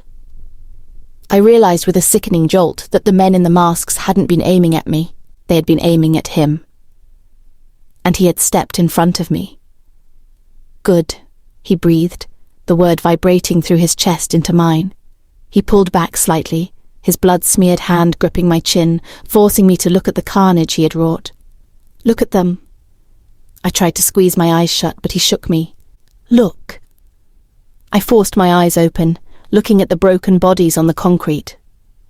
"They thought they could take what is mine," Logan hissed, his ice-blue eyes burning the terrifying, possessive fire. "No one touches what is mine, Bianca, not even God himself." The monster hadn't come to kill me. The monster had just slaughtered 3 men to keep me. And God help me, as I stood there shaking in his bloody embrace, terrified out of my mind. I had never felt safer. The ride back to the mansion was a blur of adrenaline and nausea. The smell of copper and cordite clung to the leather interior of the car, a sickening perfume that made my head spin. Logan sat beside me, silent and imposing, his knuckles still stained with the blood of the men he'd killed. He didn't speak, didn't touch me, but the air between us vibrated with the violent energy he hadn't fully expended. When we arrived, he didn't order me to my room. He didn't order me to do anything. He simply got out of the car and walked into the house, leaving me to follow or not. I followed. Where else could I go? I went straight upstairs, my legs feeling like lead. I needed to scrub the scent of the alley off my skin, but more than that, I needed to understand. He knew I wasn't Bianca. He had punished me for it last night, yet today he had shielded me with his own body, killed for me with a brutality that defied description. Why protect a fraud? Why claim ownership over a lie?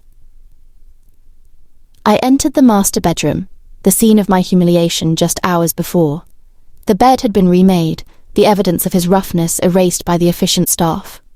I walked into the massive walk-in closet, intending to grab fresh clothes and retreat to the bathroom. That's when I saw it. In my haste this morning, I hadn't noticed. The closet was vast, filled with rows upon rows of designer clothes, shoes and handbags that belonged to my sister. But in the far corner, tucked behind a rack of floor-length gowns I would never wear, something looked out of place. A small silver carry-on suitcase. It wasn't one of the sleek, leather Louis Vuitton pieces that matched the rest of Bianca's luggage set. This one was older, scuffed, its metallic sheen dulled by use. It looked functional, urgent. My heart hammered against my ribs. This wasn't right. Bianca was all about appearance, all about the brand. She wouldn't be caught dead with this piece of luggage. I glanced over my shoulder at the bedroom door. It was closed. Logan was likely downstairs, dealing with the fallout of the attack. I was alone. I knelt beside the suitcase. It wasn't locked. My hands trembled as I unzipped it. It wasn't packed for a honeymoon. It was packed for an escape. Inside were practical clothes, jeans, thick sweaters, sturdy boots, things Bianca wouldn't wear unless forced. Tucked into a side pocket was a thick envelope. I pulled it out. It was heavy. Inside were stacks of cash, hundreds of dollars neatly banded, thousands, maybe tens of thousands, and beneath the cash, passports. 3 of them. I opened the first one. It was Bianca's photo, but the name was different. Elena Rossi. The second one was also her, with another name. Sophia Moretti. I stared at the second name, my blood running cold. Moretti. Why would she have a fake passport with his last name before they were even married? The third passport didn't have her picture. It had a man's. He was older, with grey at his temples and a hard, angular face that looked vaguely familiar, though I couldn't place him. The name read Marco Vitti. My hands were shaking so violently I almost dropped the passports. Who was Marco Vitti? And why was my sister planning to run away with him, using fake identities and a bag full of cash, on the morning of her wedding to the most dangerous man in the city? This wasn't just cold feet, this was a conspiracy.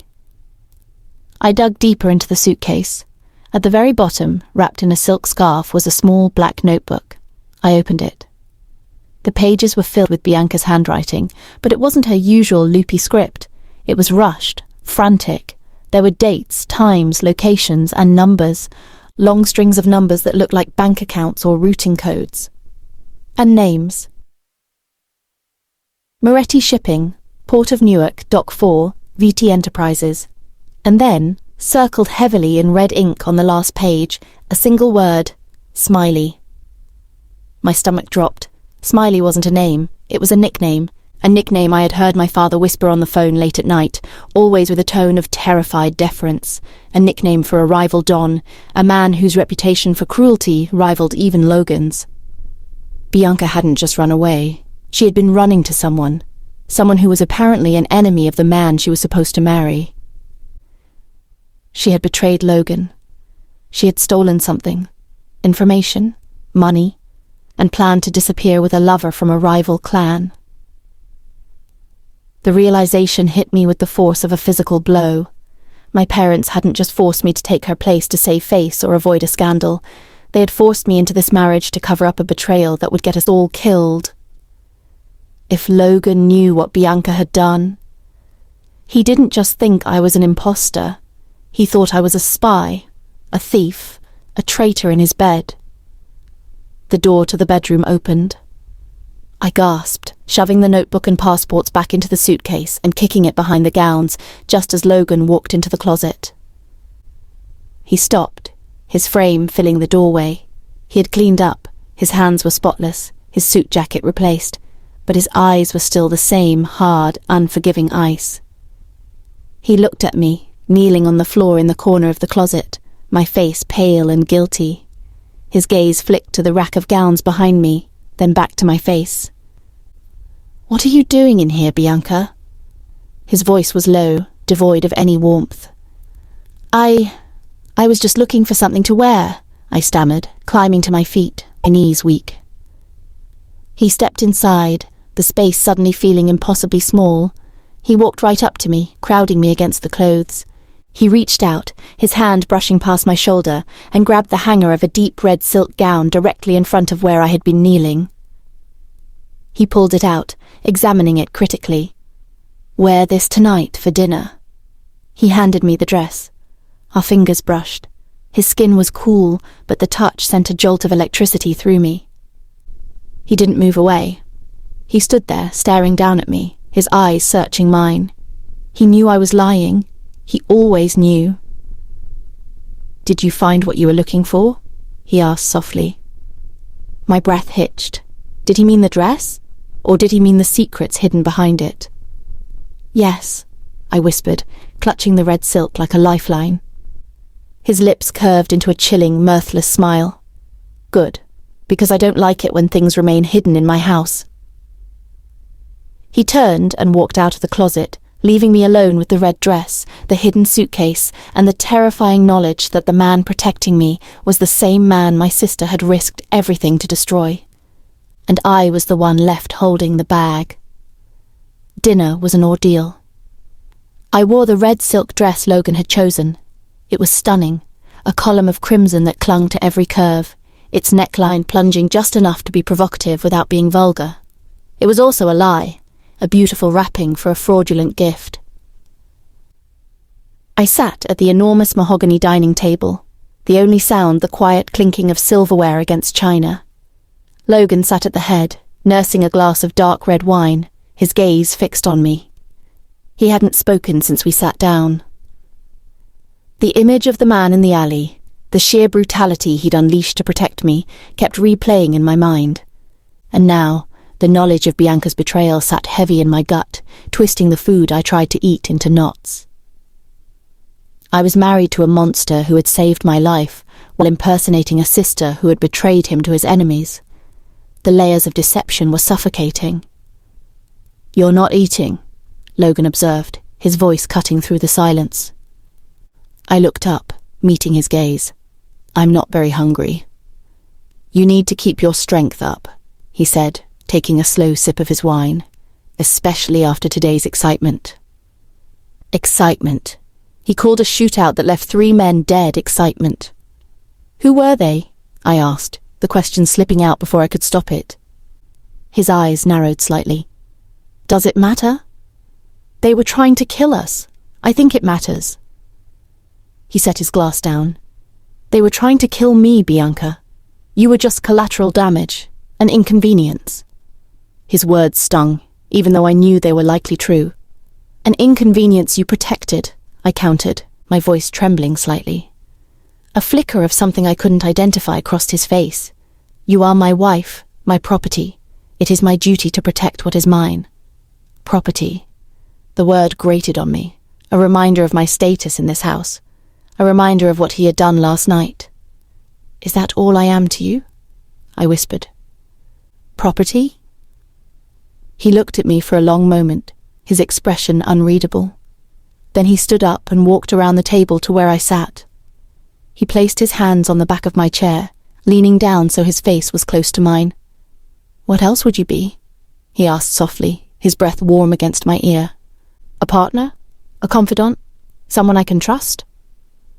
The question was loaded, heavy with the weight of the secrets I knew he harbored. He was testing me, pushing me. My heart hammered against my ribs. I wanted to scream the truth, to tell him I wasn't Bianca, that I wasn't the traitor he thought I was, that I was just Carol, scared and trapped and grateful that he had saved me, even if I was terrified of him. The confession bubbled up in my throat, burning like acid. My voice cracked. "I'm not—" His grip on the chair tightened. "You're not what, Bianca?" His voice was low, dangerous. He was waiting for it. He wanted me to say it. I closed my eyes, the words poised on the tip of my tongue. I'm not her. I'm Carol. But then the image of my parents' terrified faces flashed in my mind, the threat that hung over them. If I confessed, what would he do? Would he kill me? Would he kill them? Or would he use them against me, just as my father had feared? And what about Bianca's betrayal? If I told him I wasn't her, I would be exonerating myself, but I would be confirming that his real fiancée had betrayed him, and I would be the one left to face his wrath. I swallowed the truth back down. It tasted vile. I'm not used to this, I managed to say, opening my eyes and looking up at him. The violence, the intensity. He stared at me, searching my face. For a split second, I thought I saw disappointment in his eyes. Then the mask slipped back into place. He straightened up, moving away from me. "You'll get used to it," he said coldly. "This is your life now." He walked out of the dining room without another word, leaving me alone in the cavernous space, trembling in my red silk dress. I had almost done it.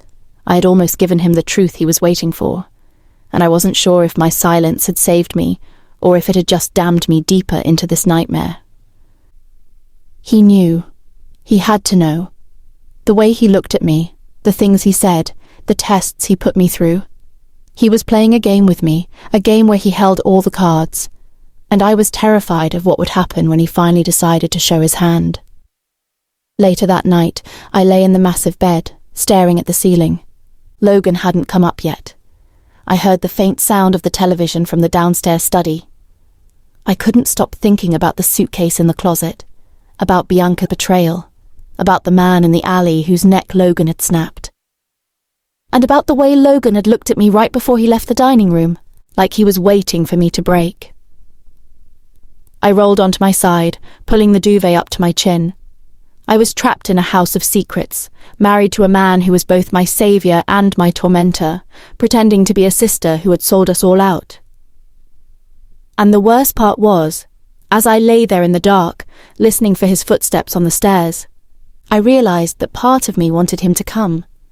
Part of me craved the terrifying intensity of his presence, the twisted safety I felt when he was near. I was losing my mind, and I had a feeling that Logan Moretti was the only one who could find it for me, even if it meant destroying me in the process. I didn't sleep. I lay rigid on the far side of the enormous bed, the silk sheets feeling cold against my skin. The silence of the house was heavy, amplifying the sound of my own ragged breathing. When the door finally opened, I flinched violently. Logan entered the room like a shadow separating from the darkness. He didn't turn on the light. He moved with that predatory grace, stripping off his shirt in the dim moonlight filtering through the shears. I could see the hard ridges of his back, the muscles tense. He carried the weight of the day, the blood in the alley, the silent dinner, the secrets I was choking on. He came to the bed. The mattress dipped under his weight. I squeezed my eyes shut, praying he would just sleep, praying he would ignore the wife he thought hated him. But he didn't. His hand found my waist beneath the duvet. His touch was searing, his palm calloused. He pulled me toward him, not with the violent yank of last night, but with an inexorable, steady pressure. I rolled onto my back, staring up at his silhouette hovering over me. His eyes glittered in the dark. "Logan, please," I whispered, my voice shaking. The memory of his assault the previous night, combined with the doctor's clinical assessment of my bruising, made my stomach churn with fear. I can't. Not tonight." He didn't stop. His hand moved from my waist to my inner thigh, his thumb tracing the sensitive skin there. "Please," I begged, tears pricking my eyes. "The doctor, he said I need time to heal. Please wait. Next time." "Shh," he soothed, but the sound held no comfort. It was a command. "I know what the doctor said. I was there." "Then why?" "Because I need you," he said, his voice rough, stripped bare of its usual icy veneer. It was the first time he admitted a need for anything other than obedience. After today, I need to feel you. He shifted down the bed. I tensed, ready to fight, ready to scream, but his hands on my hips were strangely restraining rather than aggressive. I won't hurt you, he murmured, the lie slipping easily from the lips of a man who had snapped a neck hours ago. I'll be gentle, Bianca. I promise. I didn't believe him. How could I? He was violence incarnate. He nudged my legs apart and lowered his head. I gasped, my hands flying to his shoulders to push him away, but his grip on my hips tightened, anchoring me. When his mouth touched me, the sensation was shocking, hot, wet, and unbelievably skilled. I tried to hold on to my fear, to my hatred of him, but his tongue was relentless. He was thorough, tortuously slow, using a precision that felt less like love and more like a calculated dismantling of my defenses. I bit my lip to keep from making a sound, refusing to give him the satisfaction of hearing me unravel, even as my hips involuntarily bucked against his hold.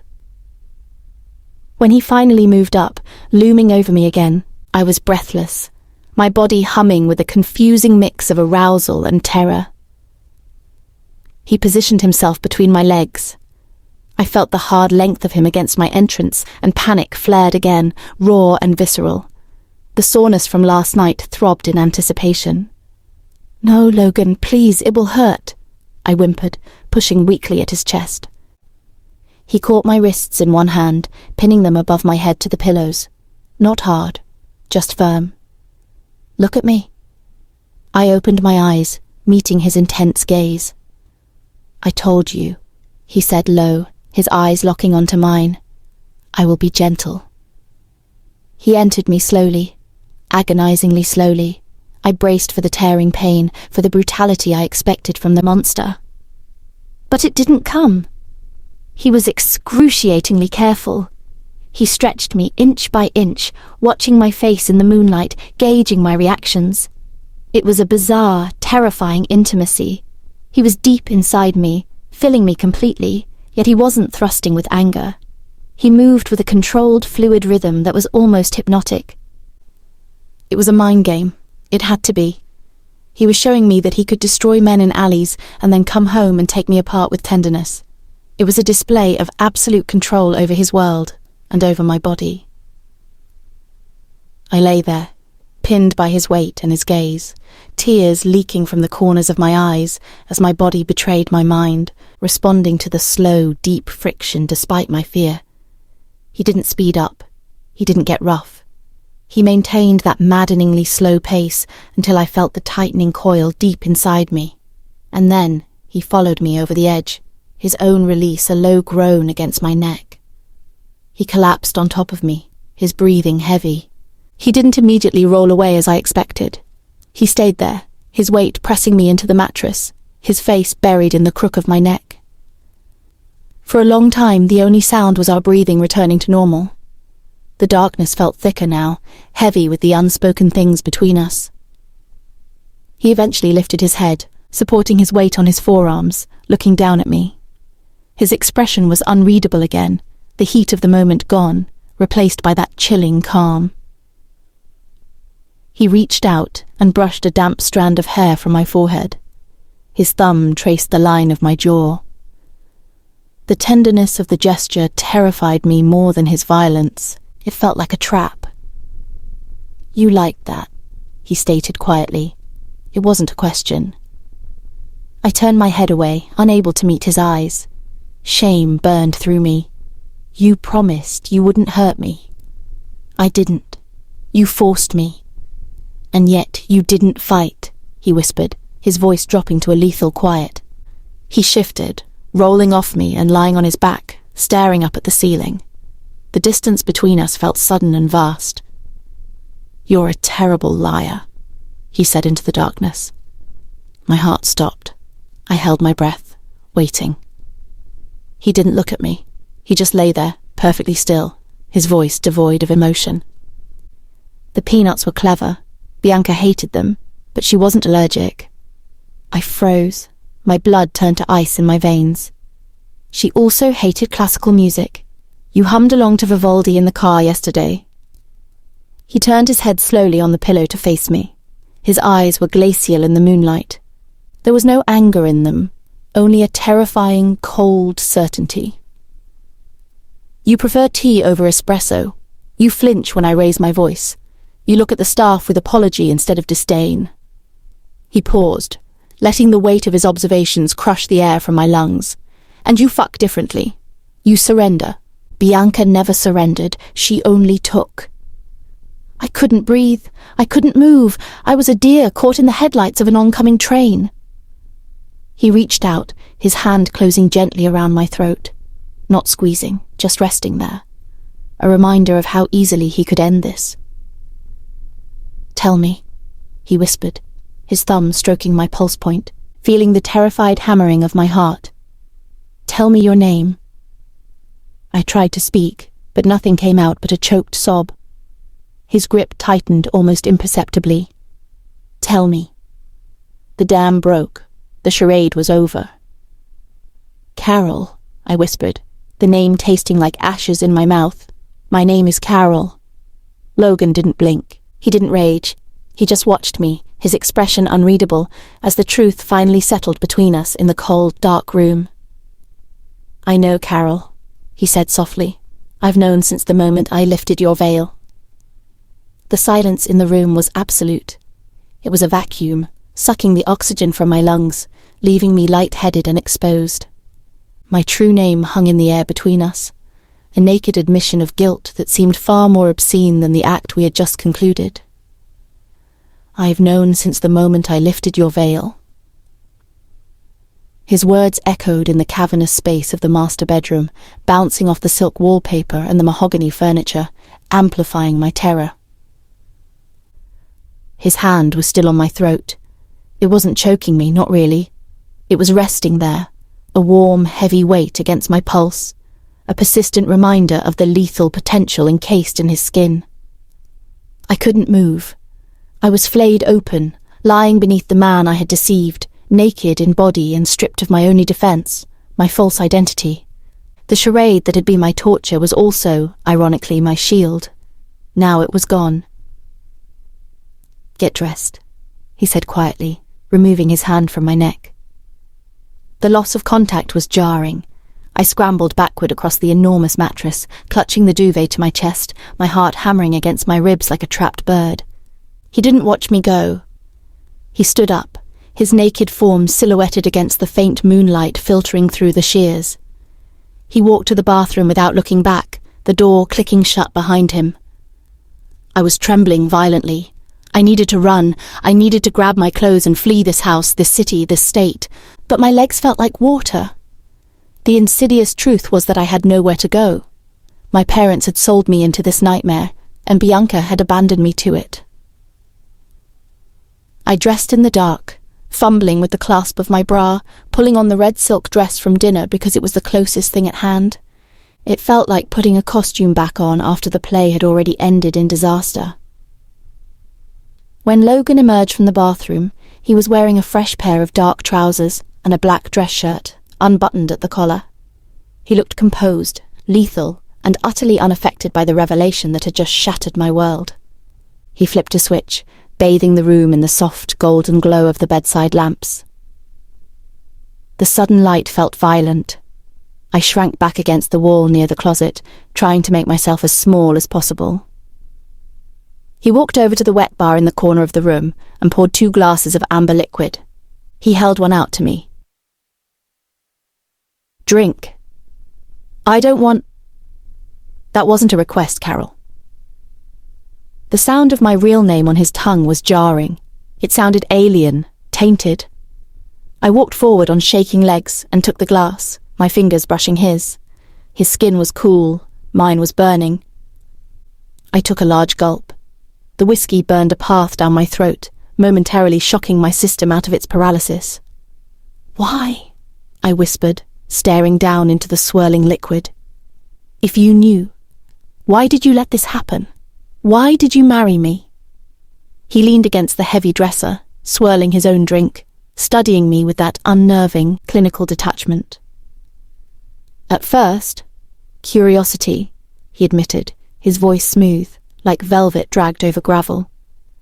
I wanted to see how far you'd go, how long you could keep up the pathetic charade. Bianca was a known quantity, shallow, avaricious, predictable. You— He paused, taking a sip. You were a variable, an anomaly. You were terrified, shaking apart at the seams, yet you stood at that altar and lied to the face of God and the Cosa Nostra. That took a certain kind of desperate courage. I felt sick. He had been watching me like a bug in a jar, tapping the glass to see how I'd react. The peanut test, the music, the rough sex on the wedding night. It had all been an experiment. You played with me, I accused, my voice trembling with a mixture of fury and shame. You tormented me. I tested you, he corrected coldly, and you failed every single one, save for the fact that you didn't run. He set his glass down with a sharp clink that made me flinch. He pushed off the dresser and stalked toward me, closing the distance until he was looming over me, invading my space, consuming the air around me. And now we arrive at the crux of the matter. The truth is out. The game is over. What are you going to do to me? I whispered, looking up into his ice-blue eyes, searching for any sign of the mercy he had shown or feigned earlier in bed. He reached out, his hand cupping my jaw, his thumb tracing the line of my cheekbone. The touch was possessive, agonizingly intimate. That depends entirely on you, wife. I'll leave, I said quickly, desperation clawing at my throat. I'll disappear. You'll never see me again. You can tell everyone Bianca ran away after the honeymoon. No one has to know. His grip on my jaw tightened, silencing me. You misunderstand the situation entirely. You aren't going anywhere. My blood ran cold. What? You married me, Carol. You signed the registry. In the eyes of the law, and more importantly in the eyes of my world, you are Mrs. Logan Moretti. But it's a lie. I'm a fraud. Precisely. A fraud that would humiliate me if exposed. Do you have any conception of what happens to people who humiliate me? The image of the man in the alley, his neck snapping with that sickening crunch, flashed before my eyes. I stopped breathing. But, I stammered, tears spilling over my lashes. You can't want me here, not now that you know. He leaned in closer, his breath warm against my lips, smelling of whiskey and danger. His eyes darkened, the ice melting into something hotter, something terrifyingly obsessive. That's where you're wrong, he murmured softly. Before, I was obligated to marry Bianca, a business arrangement, a merging of territories. I despised her. But you— His thumb brushed across my lower lip, making it tingle. You are exquisite in your terror. You are softer, more malleable, and you are already mine in ways she never would have been. The realization hit me like a physical blow. He didn't just want to cover up the scandal. He wanted me, the counterfeit, the shadow sister. So here is the arrangement, he said, his voice dropping to a steel-edged whisper. You will continue to be Bianca Moretti to the outside world. You will smile at my associates. You will host my dinners, and you will warm my bed whenever I demand it.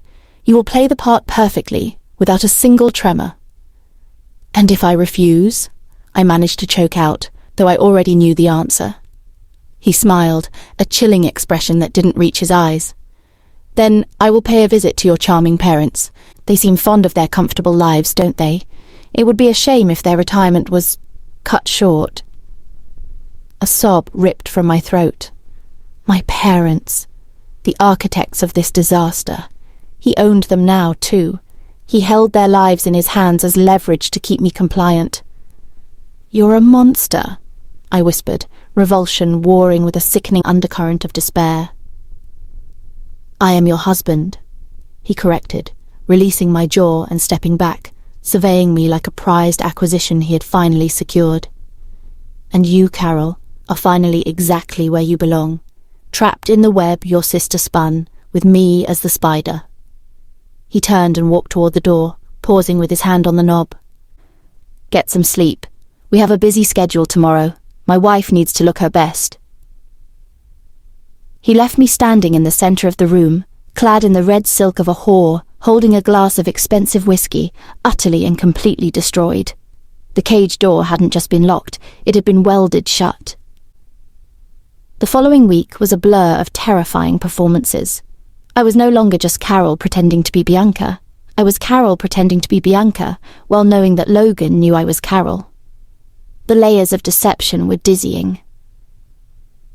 Every smile at a dinner party felt like a grimace. Every polite nod to one of Logan's terrifying associates felt like a betrayal of my own soul. I wore Bianca's clothes like armor, drank her espresso until my hands shook, and adopted the haughty tilt of her chin that I remembered from childhood. And Logan watched. He watched me with that terrifying intensity, his eyes tracking my every move across the crowded rooms of his mansion, across the tables of high-end restaurants. But the nature of his gaze had shifted. It was no longer the predatory stare of a beast waiting for its prey to stumble. It was something else. Possessive. Almost admiring. One evening, after a particularly grueling dinner with a rival Don, a man with dead eyes and a quiet, menacing voice, we returned to the mansion in silence. The tension in the car was suffocating. As soon as the heavy front doors closed behind us, Logan turned to me. He looked exhausted, the lines around his eyes deeper than usual. "You did well tonight," he said, his voice rough. It was the first compliment he'd ever given me that wasn't laced with threat or sarcasm. I was so surprised I nearly tripped over my own feet. I just did what you said. I played the part." "You did more than that," he corrected, walking past me toward his study. "You handled Vitti's insults with a grace Bianca never possessed. She would have thrown a drink in his face and started a war." I followed him, drawn by a morbid curiosity. "Who is Vitti?" He paused at the doorway, looking back over his shoulder. "A man who would happily see me dead, and my empire burned to ash. And you sat next to him and discussed opera without spilling a drop of wine."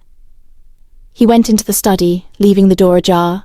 I hesitated for a moment, then followed him inside. The room was dimly lit, smelling of leather and aged paper. Logan was pouring himself a drink at a small bar in the corner. He didn't offer me one this time. He took a long swallow, his back to me. I watched the muscles in his shoulders tense beneath his shirt.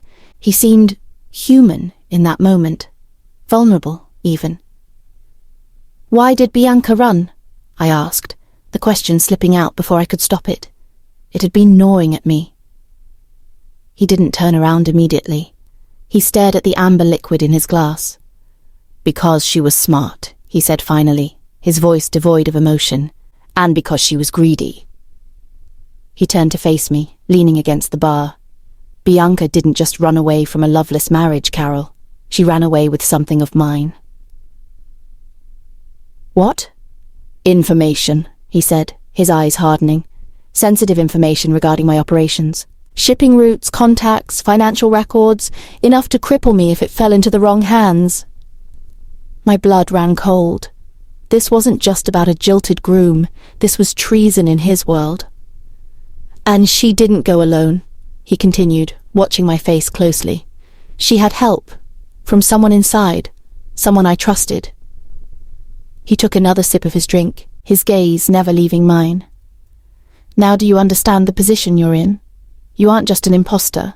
To the outside world, you are the woman who betrayed me. The woman who holds the keys to my destruction." "But I don't have them," I protested, panic rising in my chest. "I don't know anything." "I know that," he said quietly, "but they don't." "They? Who are they?" "Vitti, and others like him, the wolves circling my territory." He walked toward me, stopping just inches away. The smell of whiskey and his own unique scent, something sharp and clean like winter air, filled my senses. "You are my wife," he said, his voice low and almost hypnotic. "You are under my protection. As long as you are in this house, as long as you are by my side, you are safe." He reached out and tucked a strand of hair behind my ear. The gesture was surprisingly gentle, completely at odds with the dangerous man standing before me. "But don't mistake my protection for kindness, Carol. You are here because I want you here, because you are useful. And because... He paused, his eyes searching mine, a flicker of something unreadable in their depths. Because you are mine now. My heart hammered against my ribs. I was trapped between the monster in front of me and the unseen wolves outside. "Why are you telling me this?" I whispered. "Because you need to understand the stakes," he said, his voice hardening again. "This isn't a game anymore. It's a war, and you are on the front lines." He stepped back, the brief moment of almost intimacy shattering. "Go to bed. We have another dinner tomorrow night." I fled the room, my mind reeling. Bianca hadn't just left me to deal with an angry husband. She had left me in the middle of a mafia war, branded as a traitor. And Logan was the only thing standing between me and certain death. As I lay in bed that night, staring into the darkness, I realized with a sickening jolt that the terror I felt for him was becoming inexplicably tangled with something else, a strange, twisted sense of reliance. He was my jailer, yes, but in this terrifying new world, he was also my only shield, and the way he had looked at me in the study, just for a second, it hadn't been the look of a man looking at property. It had been the look of a man looking at something precious. And that terrified me more than anything else. The mansion, once a cold, silent tomb, now hummed with a barely concealed tension. Logan's protection had transformed the estate into a fortress. More guards patrolled the grounds, their grim faces a constant reminder of the unseen threats lurking just beyond the high stone walls. I was a prisoner in a gilded cage, my every move monitored, my schedule dictated by Logan. But a strange shift had occurred within me. The paralyzing terror I felt in his presence had begun to mutate. It was still fear, yes, sharp and acrid, but it was now laced with a morbid curiosity, a desperate need to understand the monster who held my life in his hands. And God help me, there were moments when the lines blurred even further. Like when I found him in the library late one night, slumped in an armchair, a half-empty bottle of scotch on the table beside him. He was asleep, his face unguarded for the first time since I'd met him. The harsh lines around his eyes and mouth were smoothed out, and he looked younger, less like a ruthless Don, and more like a man carrying the weight of the world. I had stood there for a long time, watching the slow rise and fall of his chest, feeling an inexplicable tug of something that felt alarmingly like pity. It was a dangerous emotion to feel for a man like Logan Moretti, I knew that. But in that moment, he hadn't looked like a monster. He'd just looked lost. But then the morning would come, and the cold, calculating Don would return, issuing orders and inspecting me like a prized thoroughbred before our public appearances. The truth about Bianca's betrayal hung over us like a storm cloud. Logan had only given me the barest details, but I could feel the weight of it in the way his men looked at me, with a mixture of suspicion and begrudging respect, as if they couldn't quite reconcile the traitor they thought I was with the quiet, obedient wife I appeared to be. One afternoon, while Logan was out on business, a euphemism that always made my stomach churn, I found myself drawn to his study.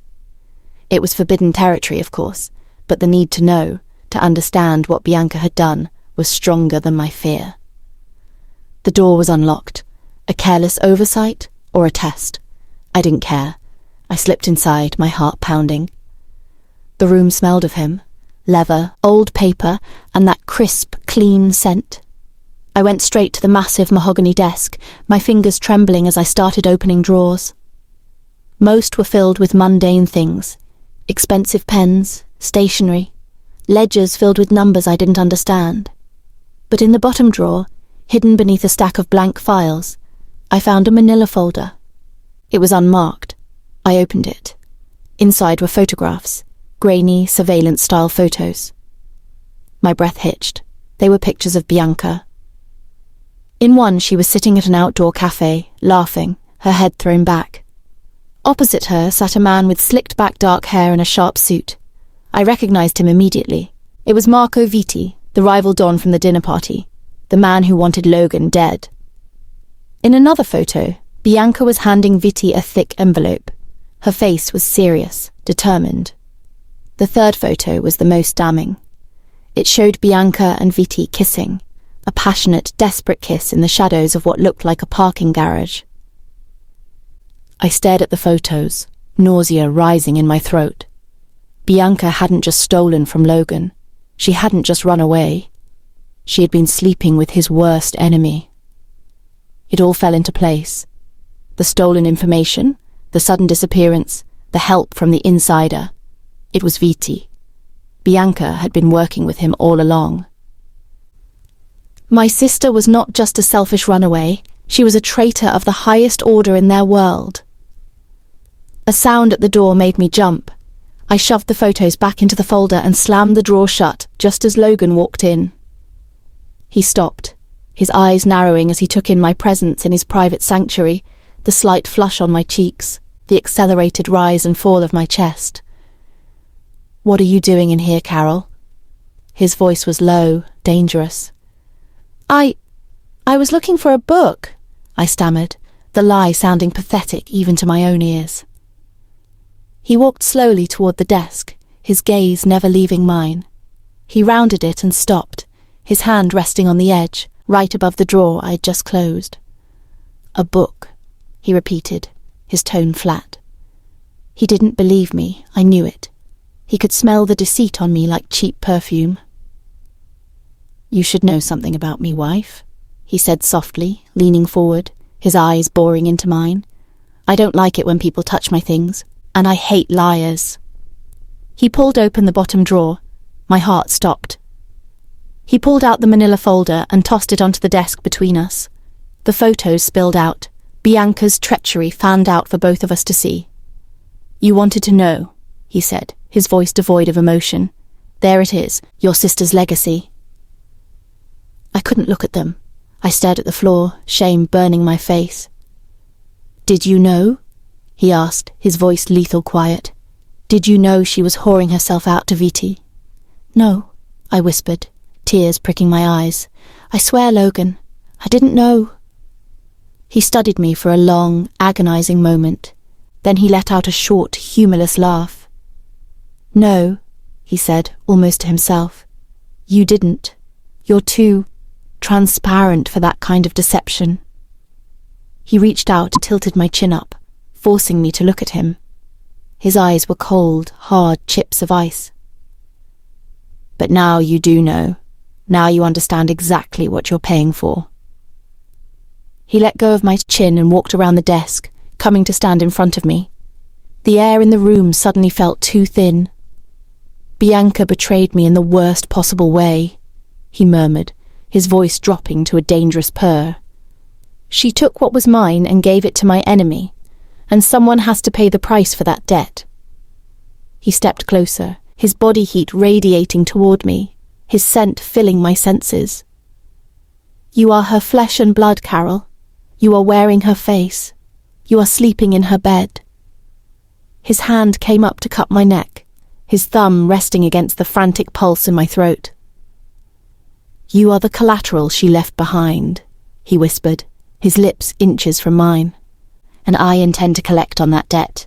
Every single penny." He didn't kiss me. He just held me there, trapped by his gaze and his touch, letting the weight of his words, the weight of my sister's sin, crush me. I was no longer just a substitute bride. I was a hostage, paying for a treason I hadn't committed, bound to a man whose vengeance ran as deep and dark as the ocean. And in his eyes, I saw a terrifying promise. The payment had only just begun. His hand slid from my neck, not to release me, but to trace a path down the front of my dress. He shoved the fabric aside, his rough palm cupping my breast through the thin material of my bra. Before I could even gasp, his fingers found my nipple and pinched, hard, a sharp, stinging jolt of pain that sent a shockwave straight to my core. A strangled cry escaped my lips, a mix of surprise and a sudden, confusing spike of arousal. He didn't give me time to process it. He spun me around violently, his hands gripping my shoulders, forcing me to face him. "On your knees," he commanded, his voice a low, guttural growl. I hesitated for a fraction of a second, looking into his darkened eyes, seeing the raw, unchecked need and fury there. Resistance was pointless. I knew that now. I sank to the plush Persian rug, the wool scratching my bare knees, my heart pounding in my throat. He stood over me, a towering shadow of dominance. With jerky movements, he unbuckled his belt and shoved his trousers down, releasing his erection. It sprang free, thick and imposing, bobbing slightly before my face. "Open your mouth," he ordered, his voice leaving no room for argument. My breath hitched. I looked at him, at the sheer size of him, and a wave of panic washed over me. I couldn't. It wouldn't fit. But the look in his eyes told me that failure was not an option. With trembling lips, I opened my mouth. He didn't wait. He placed a hand on the back of my head and guided me forward, sliding the head of his cock past my lips. It was enormous, stretching me uncomfortably, filling my mouth completely. He pushed deeper, and I gagged slightly, my eyes watering. He held me there for a moment, letting me adjust to the intrusion, his thumb stroking the pulse behind my ear in a strange, almost comforting gesture that was completely at odds with the situation. Then he began to move. I pushed past the discomfort, past the fear, driven by a desperate instinct to appease him. I took as much of him as I could, swirling my tongue around the ridge of his head, sucking harder as I found a rhythm. I wasn't experienced. Bianca had been the wild one, but terror and a strange, burgeoning desire made me bold. I used my hand to stroke the shaft I couldn't fit in my mouth, my movements becoming frantic, eager. I heard him groan above me, a low, primal sound that vibrated through his hips. His grip in my hair tightened to the point of pain, his hips snapping forward to meet my mouth. He was losing control. The realization sent a thrill through me. The monster was unraveling because of me. Just as I sensed he was close, his whole body tensing, he ripped himself out of my mouth with a wet, slurping sound. I gasped, bereft, looking up at him with dazed eyes. He didn't speak. He grabbed my arms and hauled me to my feet, then immediately spun me around and shoved me forward. My torso hit the cold, hard wood of the desk, knocking the wind out of me. Before I could regain my breath, he yanked my dress up to my waist, bunching the fabric at the small of my back. I felt his hands on my hips, his thumbs digging into the flesh. Then, the sound of tearing fabric ripped through the silence as he shredded my panties, tossing the ruined lace aside. There was no warning, no preparation. I felt the blunt head of him press against my entrance, and then with one powerful, brutal thrust, he buried himself inside me to the hilt. I screamed, a sharp cry of pain tearing from my throat as my body was stretched beyond its limits. It felt like being split open, a burning, searing intrusion. He didn't stop. He didn't soften. He pulled back almost completely and then slammed into me again, his hips grinding against my buttocks, the force of it pushing me further onto the desk. "You belong to me," he snarled against my ear, his breath hot and ragged. "Every part of you. You pay her debt." Each thrust was a punishment, a claim, a furious possession. The pain began to recede, replaced by a friction that was so intense it felt like fire. It was hot, burning, an overwhelming sensation that spread from my core outwards, setting my nerves alight.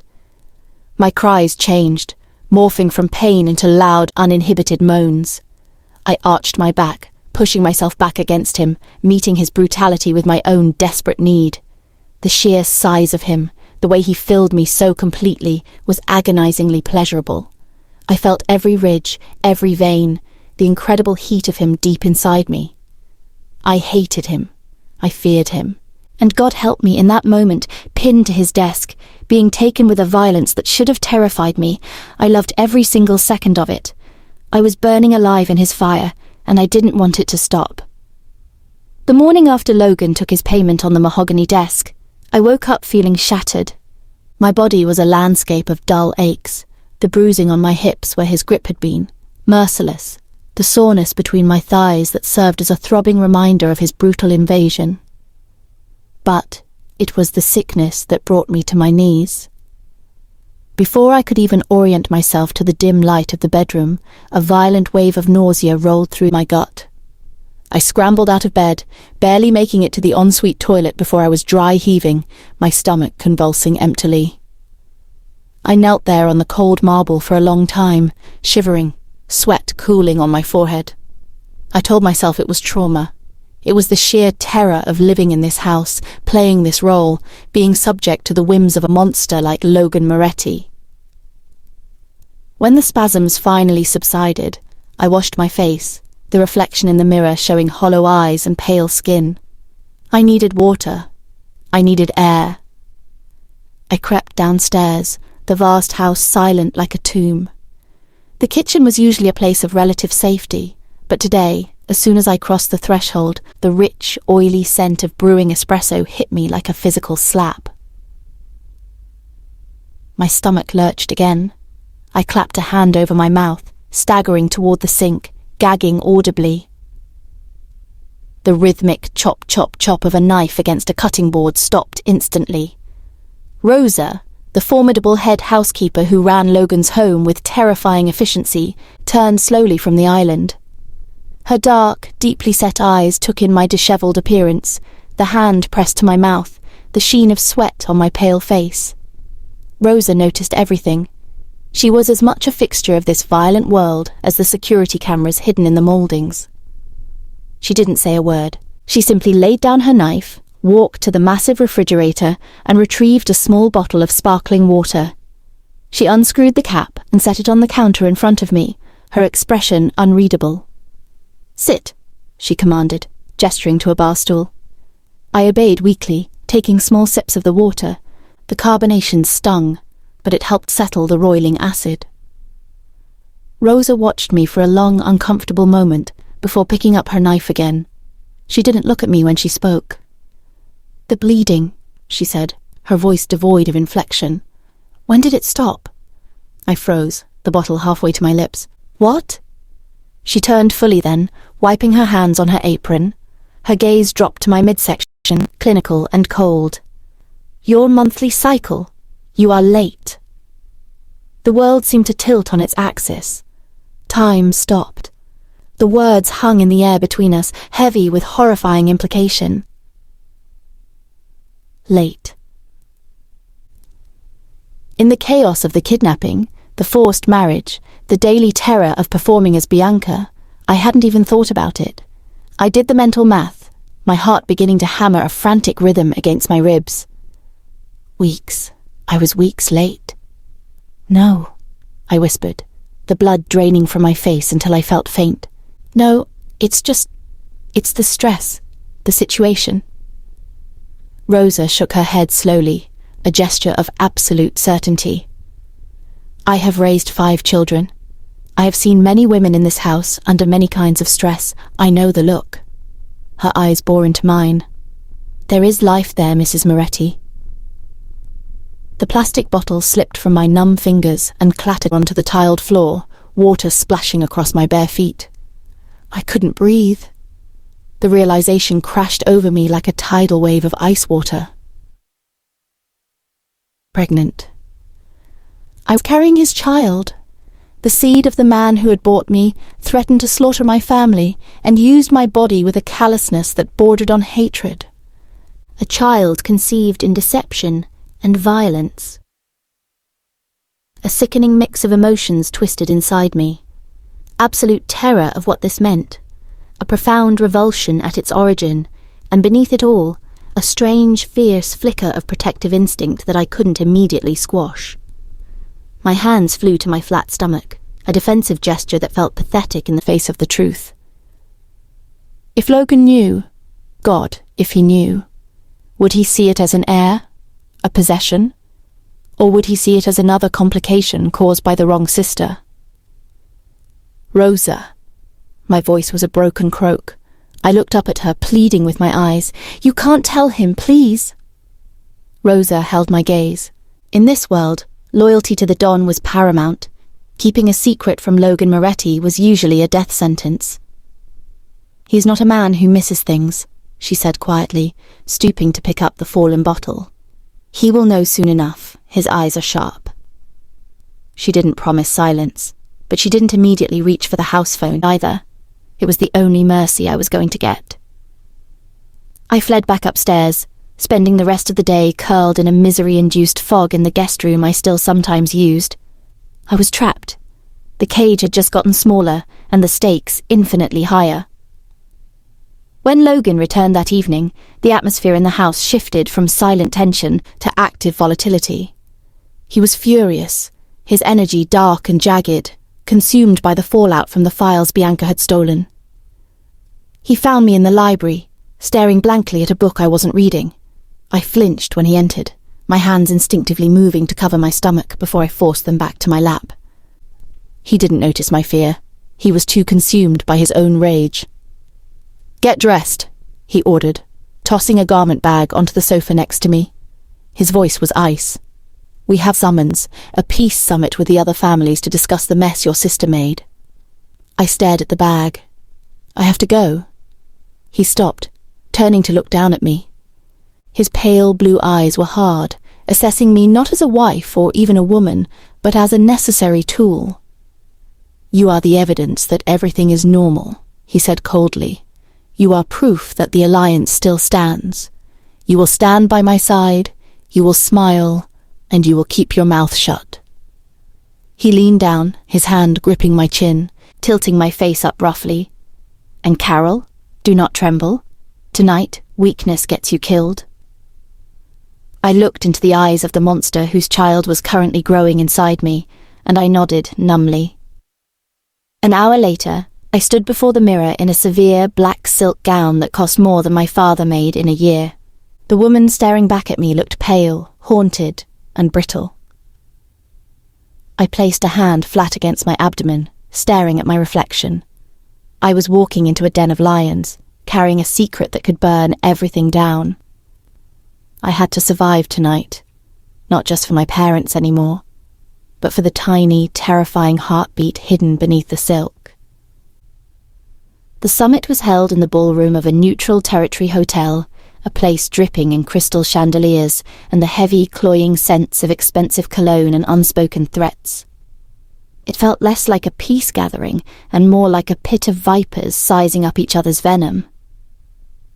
I walked beside Logan, my hand tucked into the crook of his arm. His bicep was rock hard beneath his tailored suit jacket, tension radiating from him in palpable waves. The black silk gown felt like a shroud against my skin, the fabric cold where I was breaking out in a nervous sweat. Every step was a battle against the nausea rolling in my gut. The smell of roasting meat from the buffet tables mingled with the thick cigar smoke hanging in the air, making my head spin. I pressed my free hand subtly against my stomach, a pathetic shield for the secret that felt like a ticking time bomb inside me. "Eyes up," Logan murmured, barely moving his lips.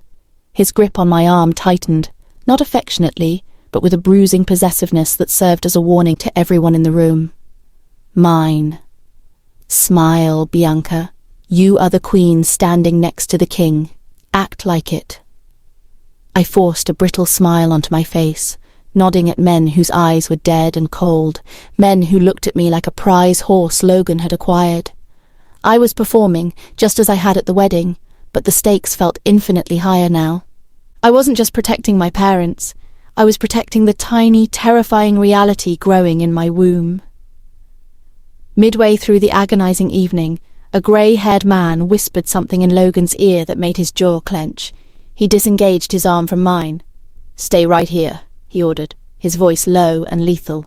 "Do not move. Do not speak to anyone."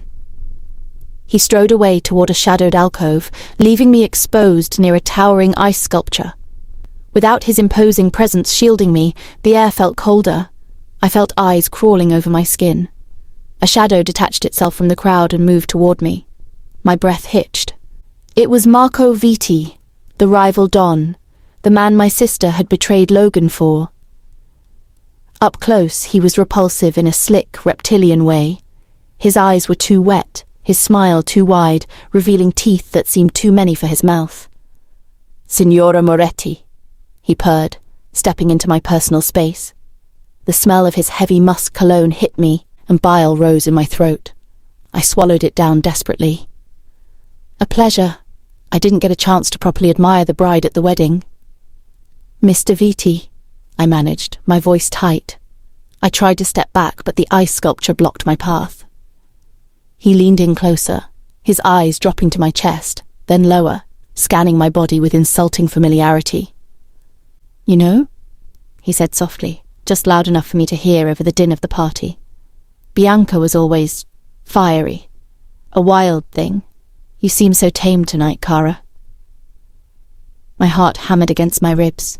He was baiting me, testing the waters. Marriage changes a woman, I said, reciting the line I'd rehearsed in my head. Viti laughed, a wet, unpleasant sound. Does it? Or does fear? Tell me. He leaned in until his whiskey-sour breath ghosted against my ear. Does Logan know? Does he know he's fucking the shadow instead of the real thing? I froze, my blood turning to ice. He knew. I don't know what you're talking about, I whispered, but the tremble in my voice betrayed me. Oh, I think you do. You're good, sweetheart. Very good. But you don't have Bianca's taste for blood. His hand shot out, fingers clamping around my wrist, squeezing hard enough to bruise. Where is she? Did Logan kill her? Are you next? Panic exploded in my chest. Before I could cry out, a dark shape materialized behind Viti. Logan didn't speak. He simply grabbed the back of Viti's expensive suit collar and yanked him backward violently. Viti stumbled, releasing my wrist with a curse. Logan stepped between us, a wall of furious muscle. The look he gave Viti would have stopped a charging bull. It was pure, unadulterated murder. Touch what is mine again, Marco, Logan said, his voice terrifyingly quiet, and I will cut off your hands in the town square. Viti straightened his jacket, regaining his composure with a sneer. Just paying my respects to your lovely wife, Logan. She's charmingly fragile. The threat hung heavy in the air. Viti held the ace. He could end this charade right now. We're leaving, Logan snarled, grabbing my hand. His grip was painful, bone-crushing, as he practically dragged me toward the exit. The ride back to the estate was suffocating. Logan was a silhouette of rage in the back of the armoured SUV, his breathing heavy. He didn't let go of my hand. What did he say to you? He demanded, staring straight ahead into the dark night. He just said I seemed different than Bianca, I lied.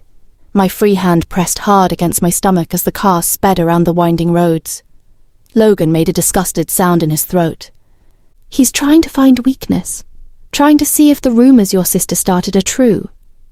He turned to me then, his pale eyes glinting in the dashboard lights. You have no idea, Carol. You have no idea what men like him do to women to get what they want. It was the first time he'd used my real name since the wedding night. It sounded like a curse on his tongue. He won't touch you, he vowed, the words dark and obsessive. Nobody touches what belongs to me. He didn't know about the baby. He was protecting his property, his pawn. Yet, a twisted part of me felt safer under his terrifying possessiveness than I had felt with Viti. We turned onto the private road leading to the estate, a narrow stretch lined by dense, dark forest. The attack happened in a heartbeat. The night outside the window suddenly turned bright orange. A deafening boom shook the heavy SUV as an explosion ripped through the lead escort car ahead of us. Our driver slammed on the brakes. The heavy vehicle skidded wildly across the asphalt. Before I could scream, Logan moved with impossible speed. He unbuckled his seatbelt and threw his heavy body over mine, crushing me into the leather seat just as the reinforced glass of his window spiderwebbed under a hail of automatic gunfire. The sound was deafening. Bullets hammered the side of the car like iron hail. I squeezed my eyes shut, my hands instinctively flying to cover my womb, shielding the life inside me beneath Logan's weight. "Stay down!" he roared, his breath hot against my neck. He already had his gun drawn. The car slammed to a halt against a guardrail. Doors were ripped open from the outside. Cold air and the smell of burning fuel rushed in. "Get the girl!" a rough voice shouted. "Viti wants the girl!" Logan was ripped away from me. He snarled, a primal sound of fury, and launched himself out of the car. I scrambled backward, pressing myself against the far door. Through the shattered window, I saw chaos. Logan was fighting like a demon, a blur of lethal violence in the strobing lights of the burning car ahead. He dropped 2 men in seconds, his face a mask of bloodlust. But there were too many of them. Rough hands grabbed my ankles, dragging me across the leather seats. "No!" I screamed, kicking out wildly. "Logan!" Hearing his name seemed to snap something in him. He turned from the men he was fighting, his eyes finding me as I was being hauled out of the car. And for the first time since I'd met him, the mask of the cold, untouchable Don cracked. His eyes went wide. It wasn't anger I saw there. It was sheer blind panic, a devastation so raw it took my breath away. "Carol!" he roared, abandoning his defense, trying to fight his way toward me, ignoring the blows landing on his back. A heavy object connected with the side of his head. He stumbled, dropping to one knee, blood streaming down his face over that scar on his eye. "Logan!" I screamed again, thrashing against the men holding me. They dragged me toward a waiting black van. I twisted my head back for one last look. Logan was trying to push himself up from the asphalt, his hand reaching out toward me, his face twisted in a rictus of agony and fury. He looked like a man watching his entire world being ripped away. Then a coarse hood was yanked down over my head, plunging me into darkness. Strong arms threw me into the back of the van onto a hard metal floor. I curled into a ball, arms wrapped tight around my midsection as the doors slammed shut, sealing me in. The van peeled away, tires screeching. I was alone in the dark, pregnant with the child of the monster I had just left bleeding on the road, and in the hands of men who knew exactly who I wasn't. I didn't know how long I'd been in the dark. Time lost all meaning in the back of the van, and later, in the damp, windowless concrete room they dragged me into. It smelled of mildew, old rust, and stale urine. They zip-tied my wrists to a heavy chair bolted to the floor in the center of the room. My whole body throbbed from the rough handling, but my mind was a singular point of terrified focus centered on my abdomen. "Hold on," I silently begged the tiny cluster of cells. "Just hold on." The heavy metal door creaked open, admitting a slice of harsh yellow light. Marco Vitti sauntered in, flanked by 2 guards, whose faces were covered by ski masks. Vitti looked smug, triumphant, like a cat playing with a half-dead mouse. He circled my chair, trailing a finger along my jawline. I flinched violently, turning my face away. "So much fire," he mused, chuckling wetly. "Bianca said you were the quiet one, the mouse. She said you'd break before we even got you in the van." My head snapped up. "You've seen her?" Vitti grinned, showing those too many teeth. "Seen her? My dear, who do you think told us which route Logan was taking tonight? Bianca is exceedingly tired of running. She wants what's hers, and she was very helpful in confirming my suspicions about you." He leaned in close, his breath hot and foul. "You're a very good actress, Carol. You had everyone fooled, except me, and apparently Logan." My heart slammed against my ribs. "He doesn't know." "Oh, please. I saw his face back at the hotel. He knew he was protecting a fraud. That's what makes this so delicious." Vitti straightened up, pulling a wicked-looking knife from his belt. He examined the blade idly. "He values you more than he should value a stand-in. I wonder how much he'll pay to get you back in one piece. Or maybe in several pieces." He laid the cold flat of the blade against my cheek. "We're going to send him a little video, Kara. A little motivation." I squeezed my eyes shut, tears leaking out, praying for a miracle, praying for death, praying for the explosion rocked the building's foundations. Dust rained down from the ceiling. The lights flickered and died, plunging us into near total darkness, save for the emergency red lights that began to pulse rhythmically. Vitti cursed, stumbling back. "What the fuck was that?" One of the guards put a hand to his earpiece. His eyes went wide behind the mask. "Boss, the perimeter, it's gone." "What do you mean gone?" I mean, they just blew the main gate and the east wall. They're everywhere. It's... A sound cut him off. It wasn't gunfire. It was closer to the roar of a jet engine, followed by the sickening crunch of metal collapsing. Another explosion, closer this time, threw me against the restraints of the chair. The metal door to the room buckled inward, its hinges screaming. Viti looked at the door, genuine fear cracking his reptile facade. "Hold them off!" he screamed at his guards, backing away toward a shadowed corner. The guards raised their automatic rifles toward the door. They never got a chance to fire. The door didn't just open, it disintegrated. A shaped charge blew it off its hinges, sending a wave of concussive force and smoke into the room. The two guards were thrown backward like rag dolls, slamming into the concrete wall. Through the smoke, a figure emerged. It was Logan. But it wasn't the man who wore tailored suits and drank scotch in his library. He was dressed in tactical black, a vest loaded with magazines strapped over his chest. He carried an assault rifle as easily as if it were an extension of his arm. His face was smeared with soot and blood. I couldn't tell whose. But it was his eyes that stopped my breath. They were completely devoid of humanity. They were twin pits of pale, freezing hell. He wasn't angry. Anger is a human emotion. This was something else. This was annihilation made flesh. He moved with terrifying, brutal efficiency. The first guard on the floor groaned, reaching for his dropped weapon. Logan didn't even break stride. He stepped on the man's wrist, shattering the bone with an audible crunch, and put a single bullet through his skull. The second guard scrambled to his feet, raising his hands in surrender. Logan dropped his rifle to its sling, pulled a combat karambit from his vest, and in one fluid motion, slashed the man's throat. The guard collapsed, gurgling on his own blood. It took less than 5 seconds. 2 men dead. Logan didn't look at me. His gaze was fixed on the corner where Viti was cowering, holding his knife out with a trembling hand. "Wait, Logan, wait!" Viti stammered, his voice high and thin. "We can deal! The girl, she's—" Logan didn't speak. He stalked toward Viti like an apex predator cornering wounded prey. Viti lunged with the knife, a desperate, clumsy strike. Logan caught his wrist mid-air. The sound of Viti's arm breaking was sickeningly loud in the sudden silence of the room. Viti screamed, dropping to his knees.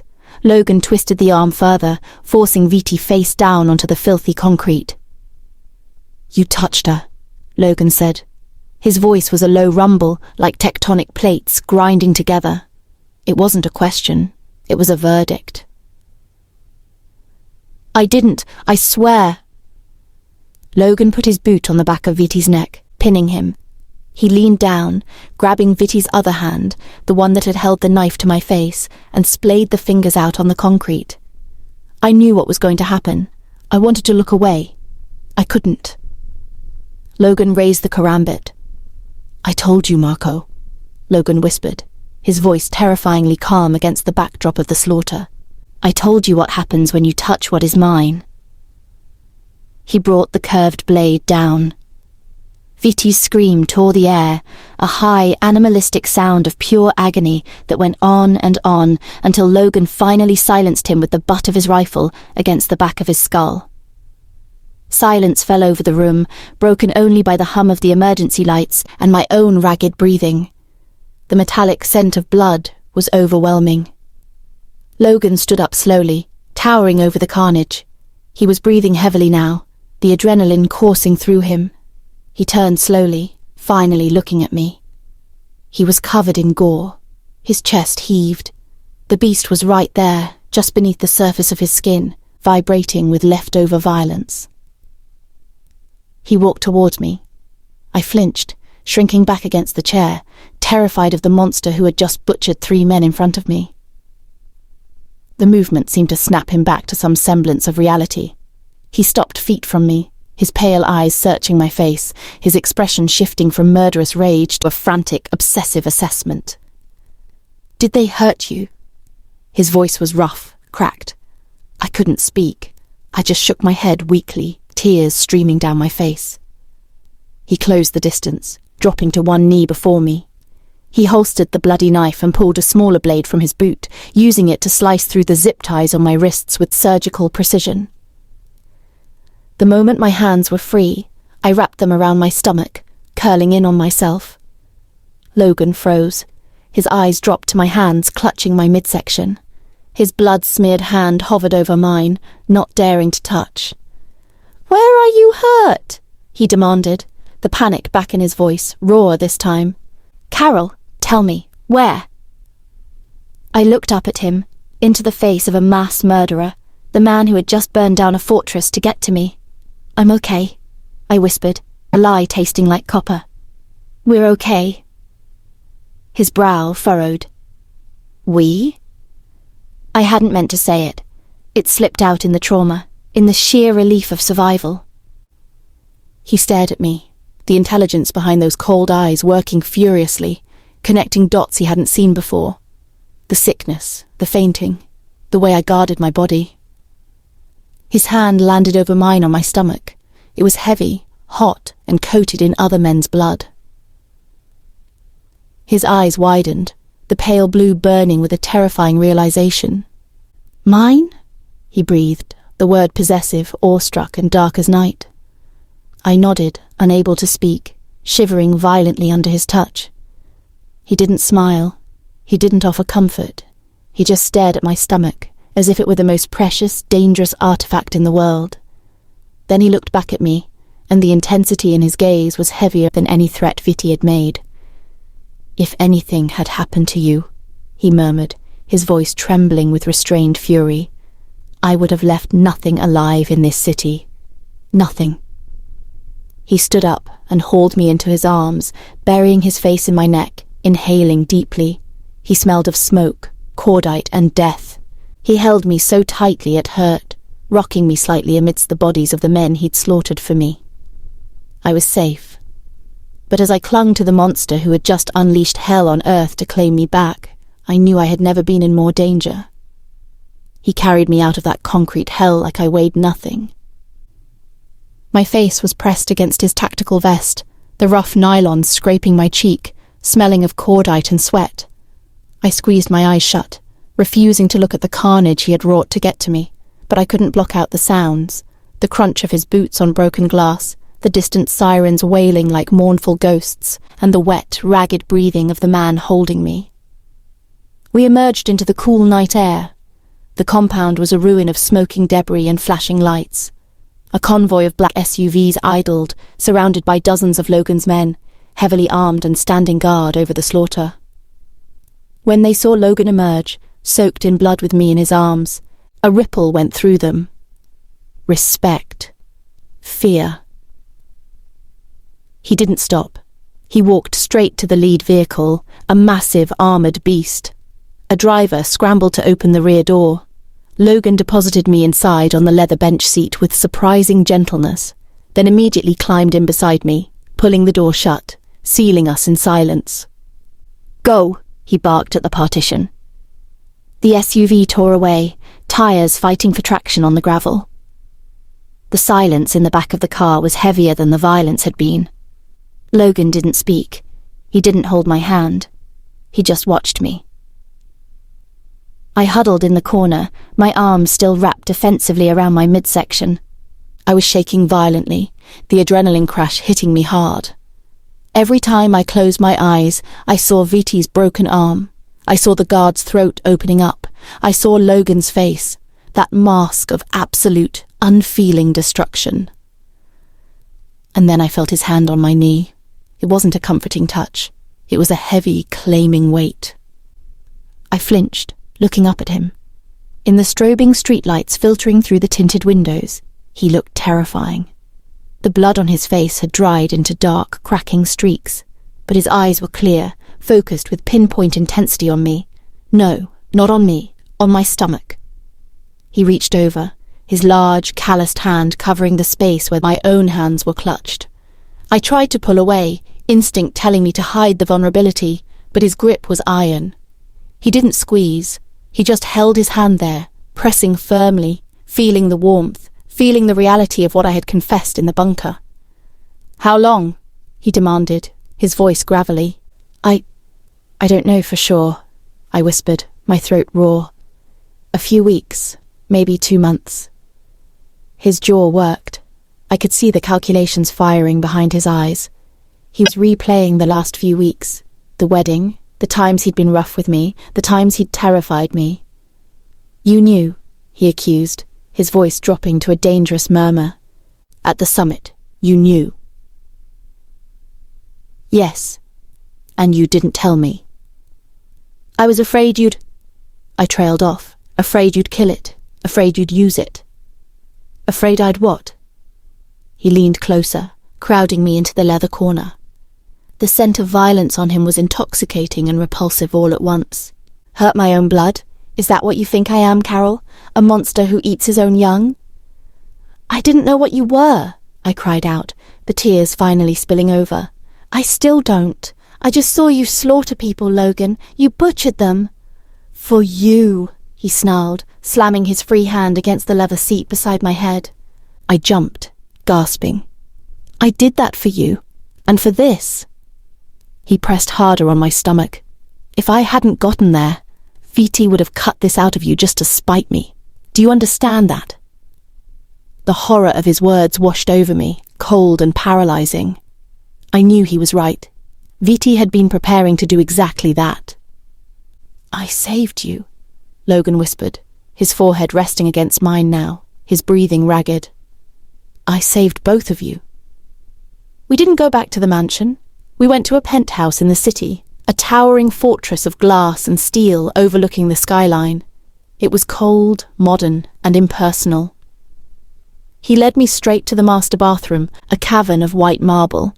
He turned on the shower, steam instantly filling the room. Strip, he ordered. I stood frozen, clutching my torn, filthy dress. He didn't have patience for modesty tonight. He stepped forward and ripped the delicate fabric down the front, the sound loud in the tiled room. I gasped, trying to cover myself, but he batted my hands away. He stripped me bare with efficient clinical roughness, then picked me up and carried me into the massive shower enclosure. The hot water hit my frozen skin like a shock.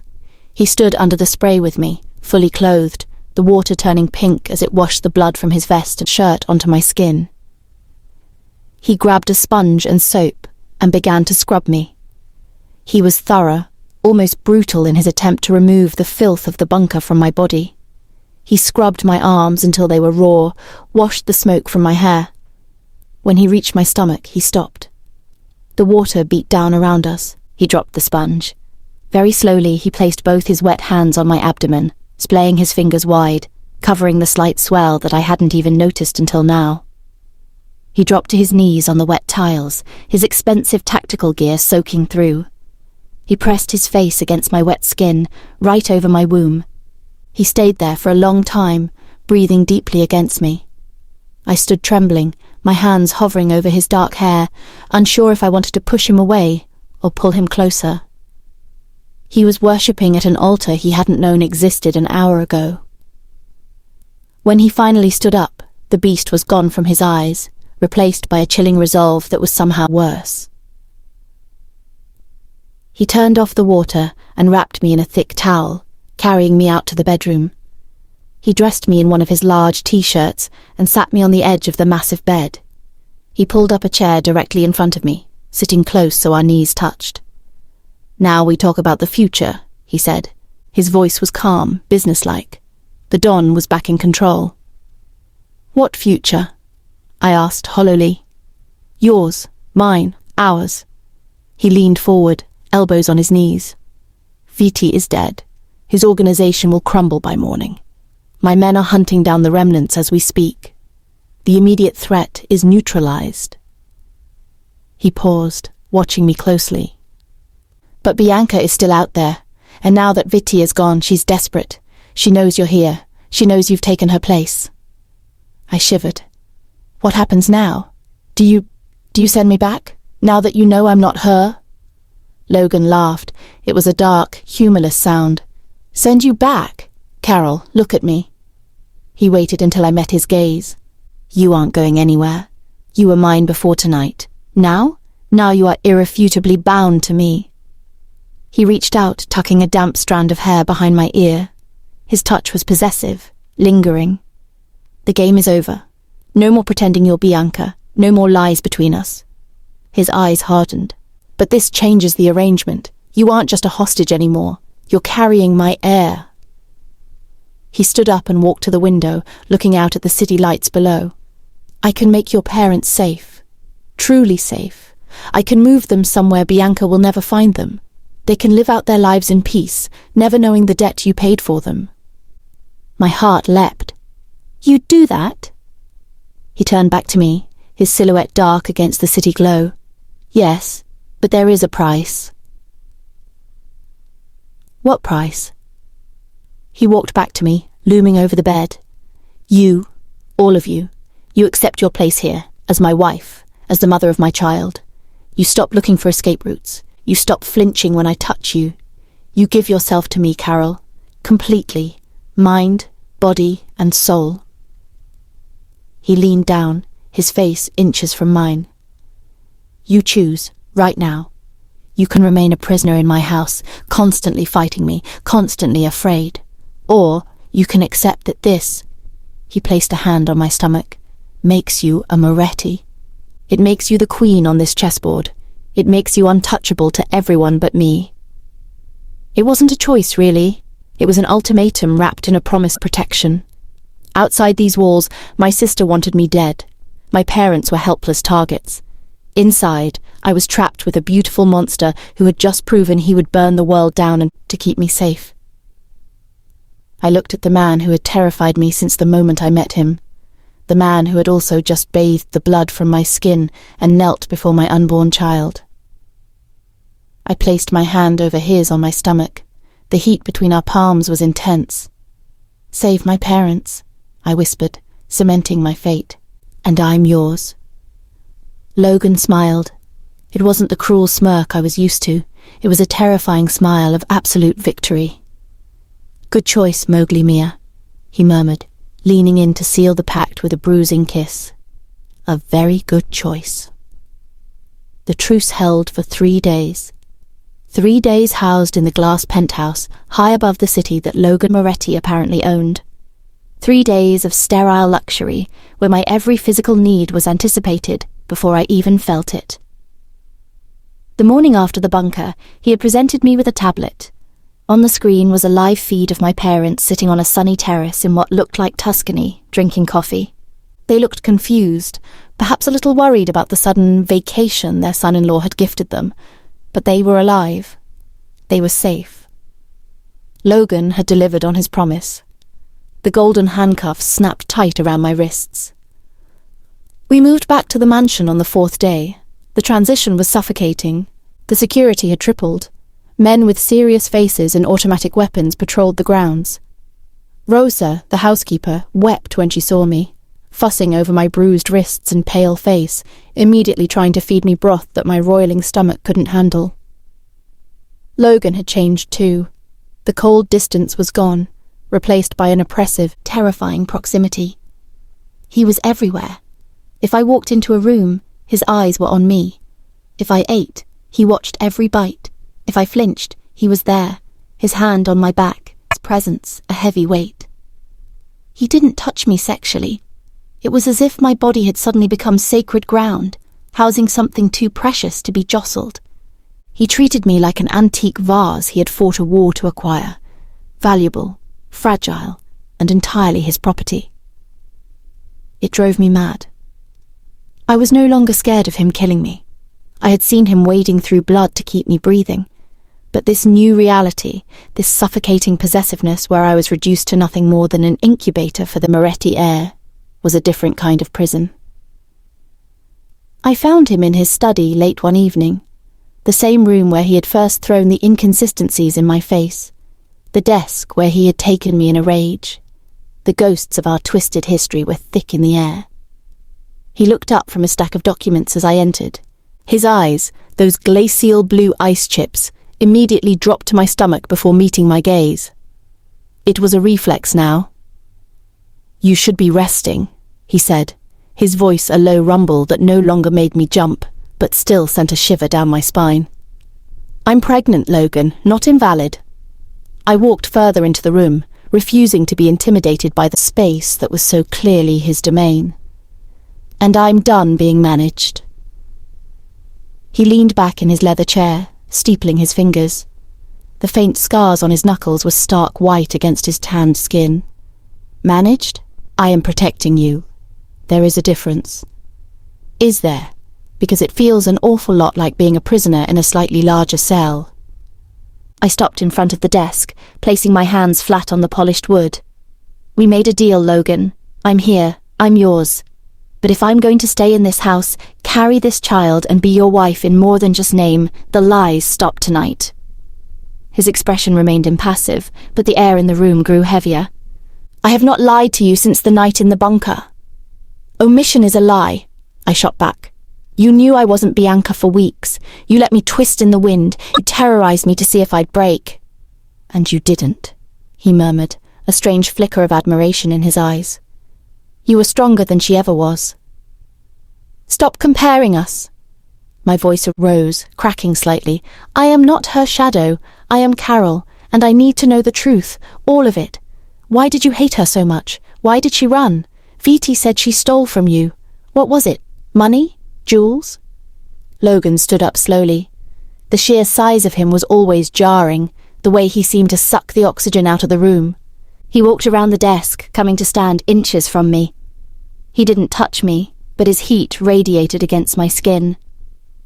You want the truth, Carol? You think you can handle the weight of it? Try me. I've seen you butcher 3 men. I think I can handle words. His jaw tightened. He turned away, walking to the fireplace, staring into the flames. Bianca didn't just steal money. Money is irrelevant. Money is easy to replace. He turned back, his face a mask of old, cold fury. She stole information. Routes, safe house locations, shipment schedules. She was feeding it to Viti for 6 months before our wedding. My breath hitched. It was worse than I thought. She wasn't just a runaway bride. She was a corporate spy in a very bloody business.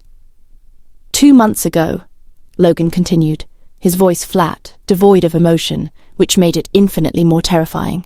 A shipment was intercepted based on her intel. 4 of my men died. Good men, men with families. He walked back toward me, his eyes burning.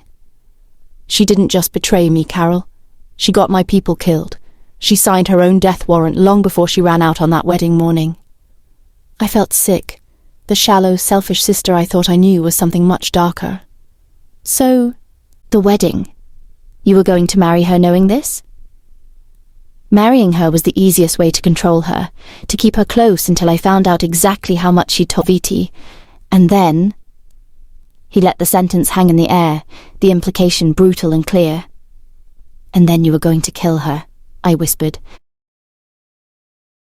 Yes. No hesitation, no remorse, just cold, hard fact. And then I showed up, I said, my voice trembling. And you thought I was part of it. You thought I was her, playing a new game. At first, yes. I tested you. I pushed you. I wanted to see the cracks in the facade. He reached out then, his hand cupping my jaw. His thumb traced my cheekbone, a touch that was both possessive and surprisingly gentle. But the cracks never appeared. Instead, I saw something else, someone terrified but loyal, someone with a spine made of steel underneath the fear. His gaze bore into mine, stripping me bare. I realized you weren't her the night on this desk. You didn't fight like her. You didn't taste like her deceit. You were pure fire. Why didn't you stop it then? Why did you keep playing the game? Because I was fascinated, he admitted, his voice dropping to a husky whisper. And because I was already beginning to realize that I didn't want the sister who betrayed me. I wanted the counterfeit who was willing to sacrifice herself for her family. My heart hammered against my ribs. This was it, the crux of everything. So what am I to you now, Logan? I demanded, forcing myself not to lean into his touch, not to let the confusing swirl of fear and attraction cloud my judgment. Am I just a replacement? A convenient womb for the air you need? Because I won't do it. I won't live my life as a stand-in in a gilded cage. His grip on my jaw tightened slightly, tipping my head back so I had to look up at him. The beast was close to the surface now, his eyes darkening. "You are no one's stand-in," he growled. "You think I burned down Vitti's empire for a replacement? You think I'm tearing this city apart looking for your sister because I miss her?" He leaned down, his forehead resting against mine, his breath hot on my skin. "I'm hunting her down to finish it, to wipe the slate clean, so that the only thing that exists in my world is you, and what we made." His other hand covered my stomach, pressing firmly. "You aren't a prisoner, Carol. You're the center of the goddamn maze, and I will kill anyone who tries to take you out of it. That's an obsession, Logan, not love." He pulled back slightly, his smile twisting, dark and dangerous. "In my world, cara mia, there is no difference. You wanted the truth? There it is. I don't know how to love gently. I only know how to own, and I own you, completely." He kissed me then, hard and demanding. It was a kiss that tasted of blood and smoke and promises made in the dark. It wasn't sweet, and it wasn't kind. It was a declaration of war against anything that wasn't us. And God help me, as I kissed him back, I knew I was exactly where I belonged. In the center of the maze, with the monster who had chosen me. The weeks that followed settled into a strange, brittle kind of normal. The mansion was a fortress, and I was its protected queen. Logan was gone a lot, orchestrating the systematic dismantling of Vitti's organization. When he returned at night, he always smelled the same, like cordite, copper, and exhaust fumes. The scent of violence. He'd shower it off, but the edge in his eyes would remain. Yet, towards me, the terrifying brutality he showed the world was muted. It was a strange contradiction. The hands that had snapped a man's neck in front of me would gently rub a cream into my growing belly, trying to prevent stretch marks. The voice that barked orders to execute his enemies would read aloud to me in the evenings because he insisted the sound of his voice calmed the baby. It was bizarre. It was terrifying. It was intoxicating. My pregnancy was becoming undeniable. The slight swell was now a distinct curve. Rosa clucked over me constantly, bringing me endless cups of ginger tea and bowls of rich broth. My nausea was fading, replaced by a ravenous hunger that Logan seemed to take perverse pleasure in satisfying, having chefs prepare anything I craved at any hour of the night. One evening, about 2 months after the bunker incident, I was sitting in the library. It had become my sanctuary, the heavy smell of old paper and leather, comforting. I was reading a book on child development, one of the hundreds Logan had ordered for me, when the doors opened. Logan walked in. He'd just gotten back, still wearing his dark coat. The cold night air clung to him. He didn't speak, just walked straight to my armchair. He stood over me for a moment, just looking. His gaze was a physical weight, assessing, checking for cracks, for fear, for any sign that I was anything other than perfectly safe and his. Then he did something that still made my breath hitch. He dropped to one knee before me. He didn't say a word. He just placed his large hands on my stomach, over the soft cashmere of my sweater. He closed his eyes, his head bowing slightly. It was his ritual, his way of checking in with the only thing in the world he seemed to hold sacred beside his own rigid code of honor. I placed my hand over his hair. It was soft, contrasting with the hard lines of his face. I could feel the steady rhythm of his breathing, the heat of his palms seeping through my clothes. "Is everything all right?" I asked quietly. He didn't open his eyes. "VT's remaining lieutenants are dealt with. The vacuum is being filled by men loyal to me. The city is calming down." "And Bianca?" His hands stilled for a fraction of a second before resuming their slow caress. He opened his eyes, looking up at me. They were like Arctic water, clear and freezing. "There are whispers," he said, his voice low. "A woman matching her description was seen near the docks a few nights ago, looking to buy passage out of the country." A chill ran down my spine. "Is she alone?" "It appears so. Viti's death left her exposed. Her value as an informant died with him. What happens when you find her? His expression didn't change. It was a blank mask of deadly intent. You know what happens, Carol. Logan. I hated the tremor in my voice. I hated that after everything she'd done, after the nightmare she'd plunged me into, she was still my sister. She's my blood. And you are mine, he countered, his voice hardening. This child is mine. Her betrayal put both of you in the crosshairs. She forfeited the right to be your blood the moment she traded your life for hers. He stood up, towering over me again. The tender moment was over, replaced by the cold reality of our world. Do not waste your pity on her. She would not waste any on you. If she thought killing you would save her own skin, she would do it without a second thought. He reached down, tilting my chin up so I had to meet his gaze. You are soft, Carol. You still believe in family loyalty and forgiveness. That is your weakness. My job is to ensure it doesn't get you killed. He released me and walked toward the drinks cart. We have an appointment tomorrow. Dr. Moretti. He's the best obstetrician in the city. It's time we got a look at our investment. The word stung. Investment. He always did that. Just when I thought I saw a flicker of humanity, of genuine care, he would remind me that this was all a transaction. I was a valuable asset carrying an even more valuable asset. An ultrasound? I asked, trying to keep my voice steady. Yes, and a full checkup. I want to know everything is perfect. He poured himself a glass of amber liquid. You'll wear the grey dress, the one with the high neck, and the guards will be in the room. In the exam room? Logan, that's absurd. It's a medical appointment. He turned, glass in hand. The light from the lamp cast long shadows across his face. Viti's people are scattered, but they are desperate. A hospital is a public place, a soft target. I am taking no chances with what is mine. His tone brooked no argument. It never did. The next day, we travelled in a 3-car convoy. The private clinic was practically locked down. The waiting room was empty, cleared just for us. Dr. Moretti, a sleek, nervous man in an expensive suit, looked terrified when Logan walked in, flanked by 2 massive guards. The guards did indeed stay in the room, standing by the door like stone gargoyles, while I was told to undress from the waist down and lie on the examination table. It was humiliating, but Logan didn't seem to notice. He stood at the head of the table, his hand gripping mine with a force that was almost painful. His eyes were fixed on the blank monitor. He was rigid with tension.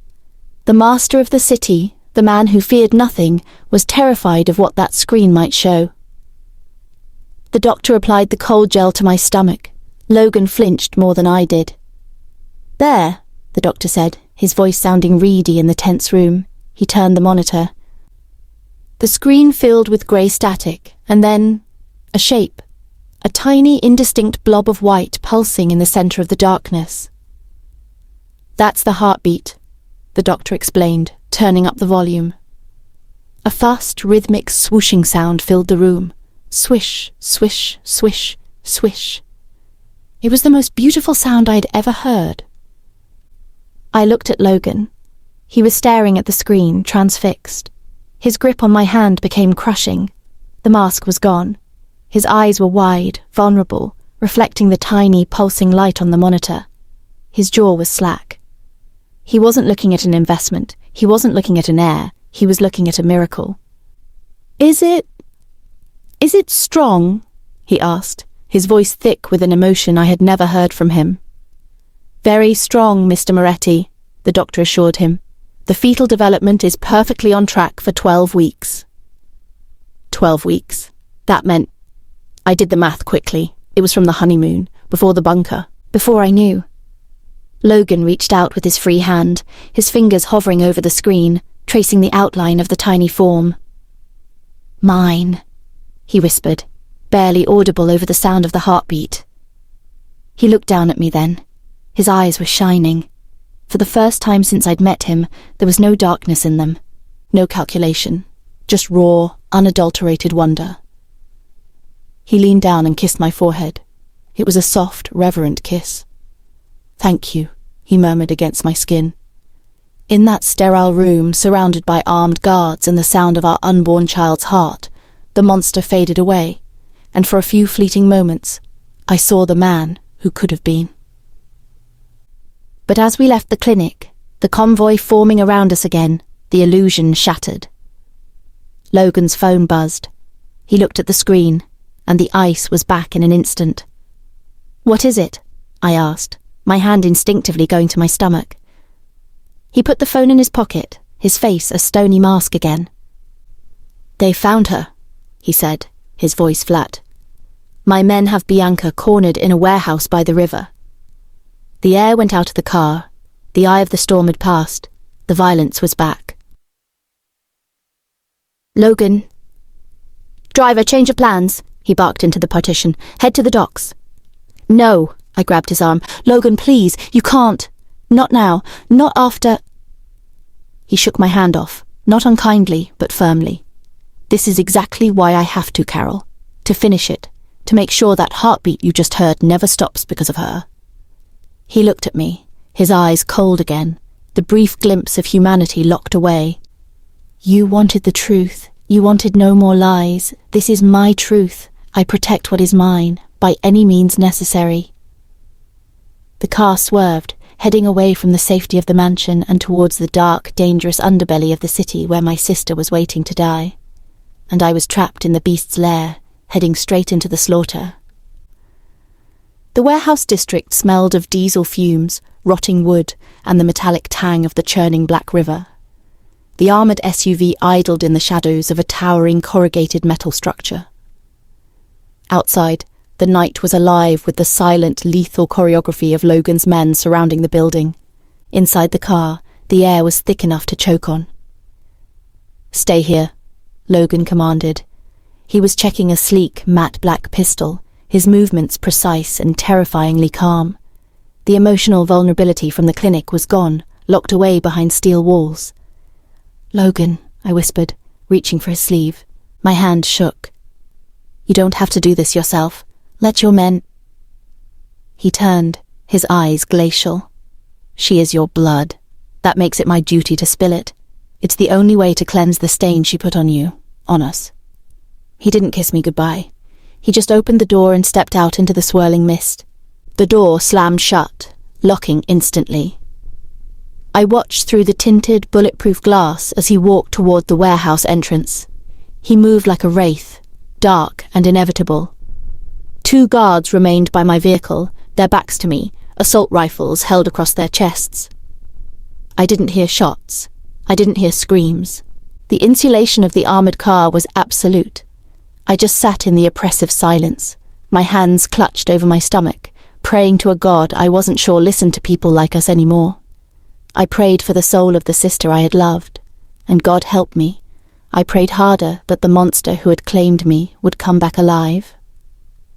20 minutes passed, an eternity. Then, the warehouse side door opened. Logan emerged. He walked back to the car with the same steady, ground-eating stride. He stopped briefly by the lead guard, speaking a few low words. The guard nodded once. Logan opened my door and slid inside.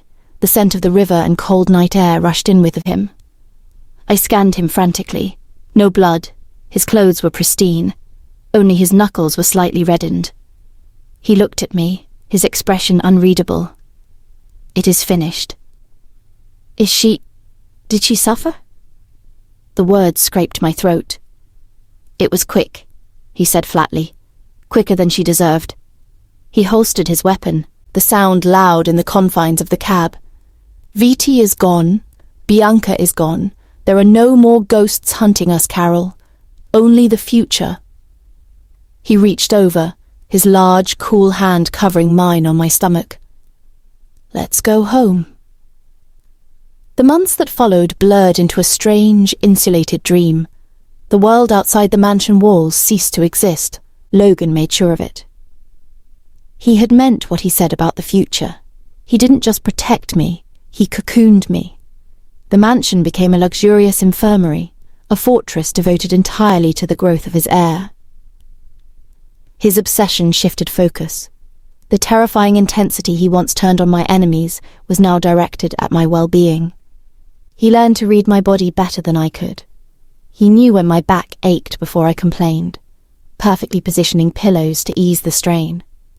He knew which scents triggered my lingering nausea and had them banned from the estate. The fear didn't vanish entirely. You don't live with an apex predator and forget its teeth, but it transmuted into a profound, complex reliance. He was my jailer, yes, but he was also the only solid thing in a universe that had crumbled around me. By my 9th month, I was huge, uncomfortable, and perpetually exhausted. Logan rarely left the estate. He ran his empire from his study, his temper short with everyone but me. The labour started late on a stormy Tuesday night. A bolt of lightning lit up the bedroom, followed by a clap of thunder that seemed to shake the foundations of the house. Then, a different kind of thunder rolled through my body. A tightening, grinding pain that started low in my back and wrapped around my abdomen like a vice. I gasped, clutching the sheets. Logan, who had been sleeping lightly beside me, was instantly awake. "Carol?" He was leaning over me, his hand on my belly, feeling the rock-hard contraction. "It's time," I managed, sweat already prickling my hairline. He didn't panic. Logan Moretti did not panic. He went into tactical mode. He barked orders into his phone, summoning the private medical team he'd had on standby for weeks. Within minutes, the master suite was transformed into a high-tech delivery room. The hours that followed were a blur of agony and primal effort.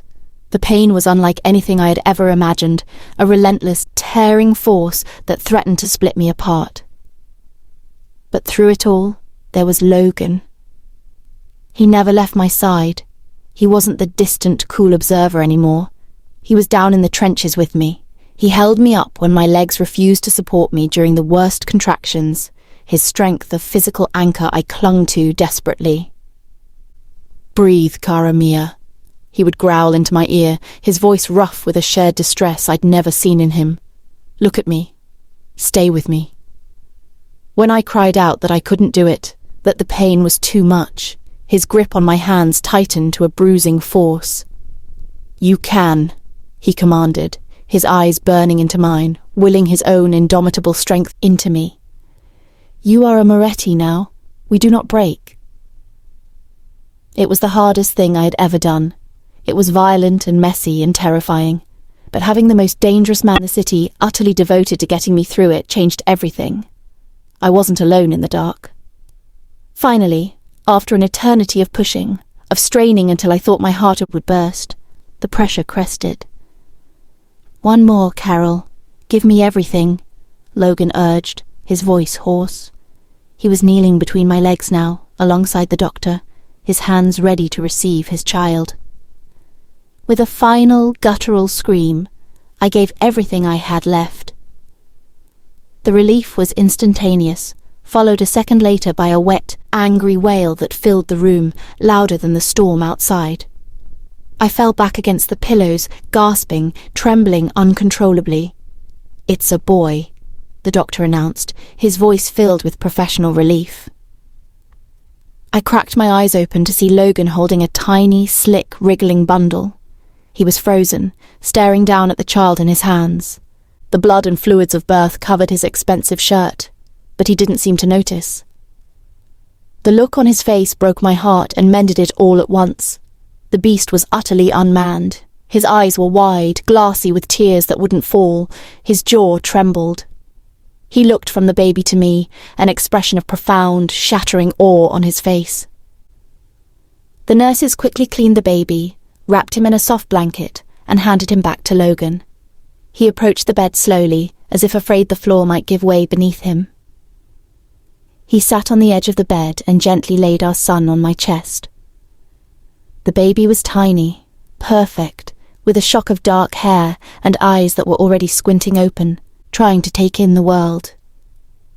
"He's beautiful," I whispered, exhausted tears leaking from my eyes. Logan leaned down, pressing his forehead against mine. He was shaking. "You did it," he murmured, his voice thick. "You gave me everything." He kissed me then. It wasn't a demanding kiss, or a possessive one. It was soft, lingering, and filled with a fierce, protective gratitude that stole my breath away. He pulled back just enough to look at me, then down at the sleeping infant between us. He reached out a massive finger, and the baby's tiny hand instinctively curled around it, holding on tight. Logan's breath hitched. "Never outside the walls," he whispered, the vow dark and absolute, his eyes lifting to meet mine. "The world will burn before it touches either of you." I looked at the man who had kidnapped me, terrorized me, and saved me, the man who had killed my sister to secure my safety. I looked at the tiny life we had created out of lies and violence. I knew then that my gilded cage was closed forever, but as Logan curled his body around us, shielding us from the non-existent threats in the quiet room, I realized I no longer wanted to escape. I rested my head against his shoulder, listening to the steady beat of his heart and the soft breaths of our son. "Okay," I whispered back, closing my eyes. "Okay." We were monsters, perhaps, but we were a family, and in Logan's dark world, that was the only victory that mattered.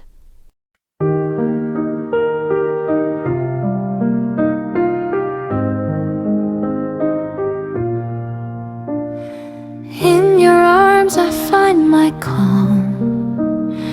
World outside can do no harm. Heartbeat dances soft and slow. In your arms I feel at home. When the night is dark and cold, your embrace feels like pure gold. Every worry fades away. In your arms I want to stay. In your arms I'm weightless, true, flying high, the sky so blue. Every breath a gentle sigh. In your arms I touch the sky. Tangling stop and fade to gray. In your arms I drift away.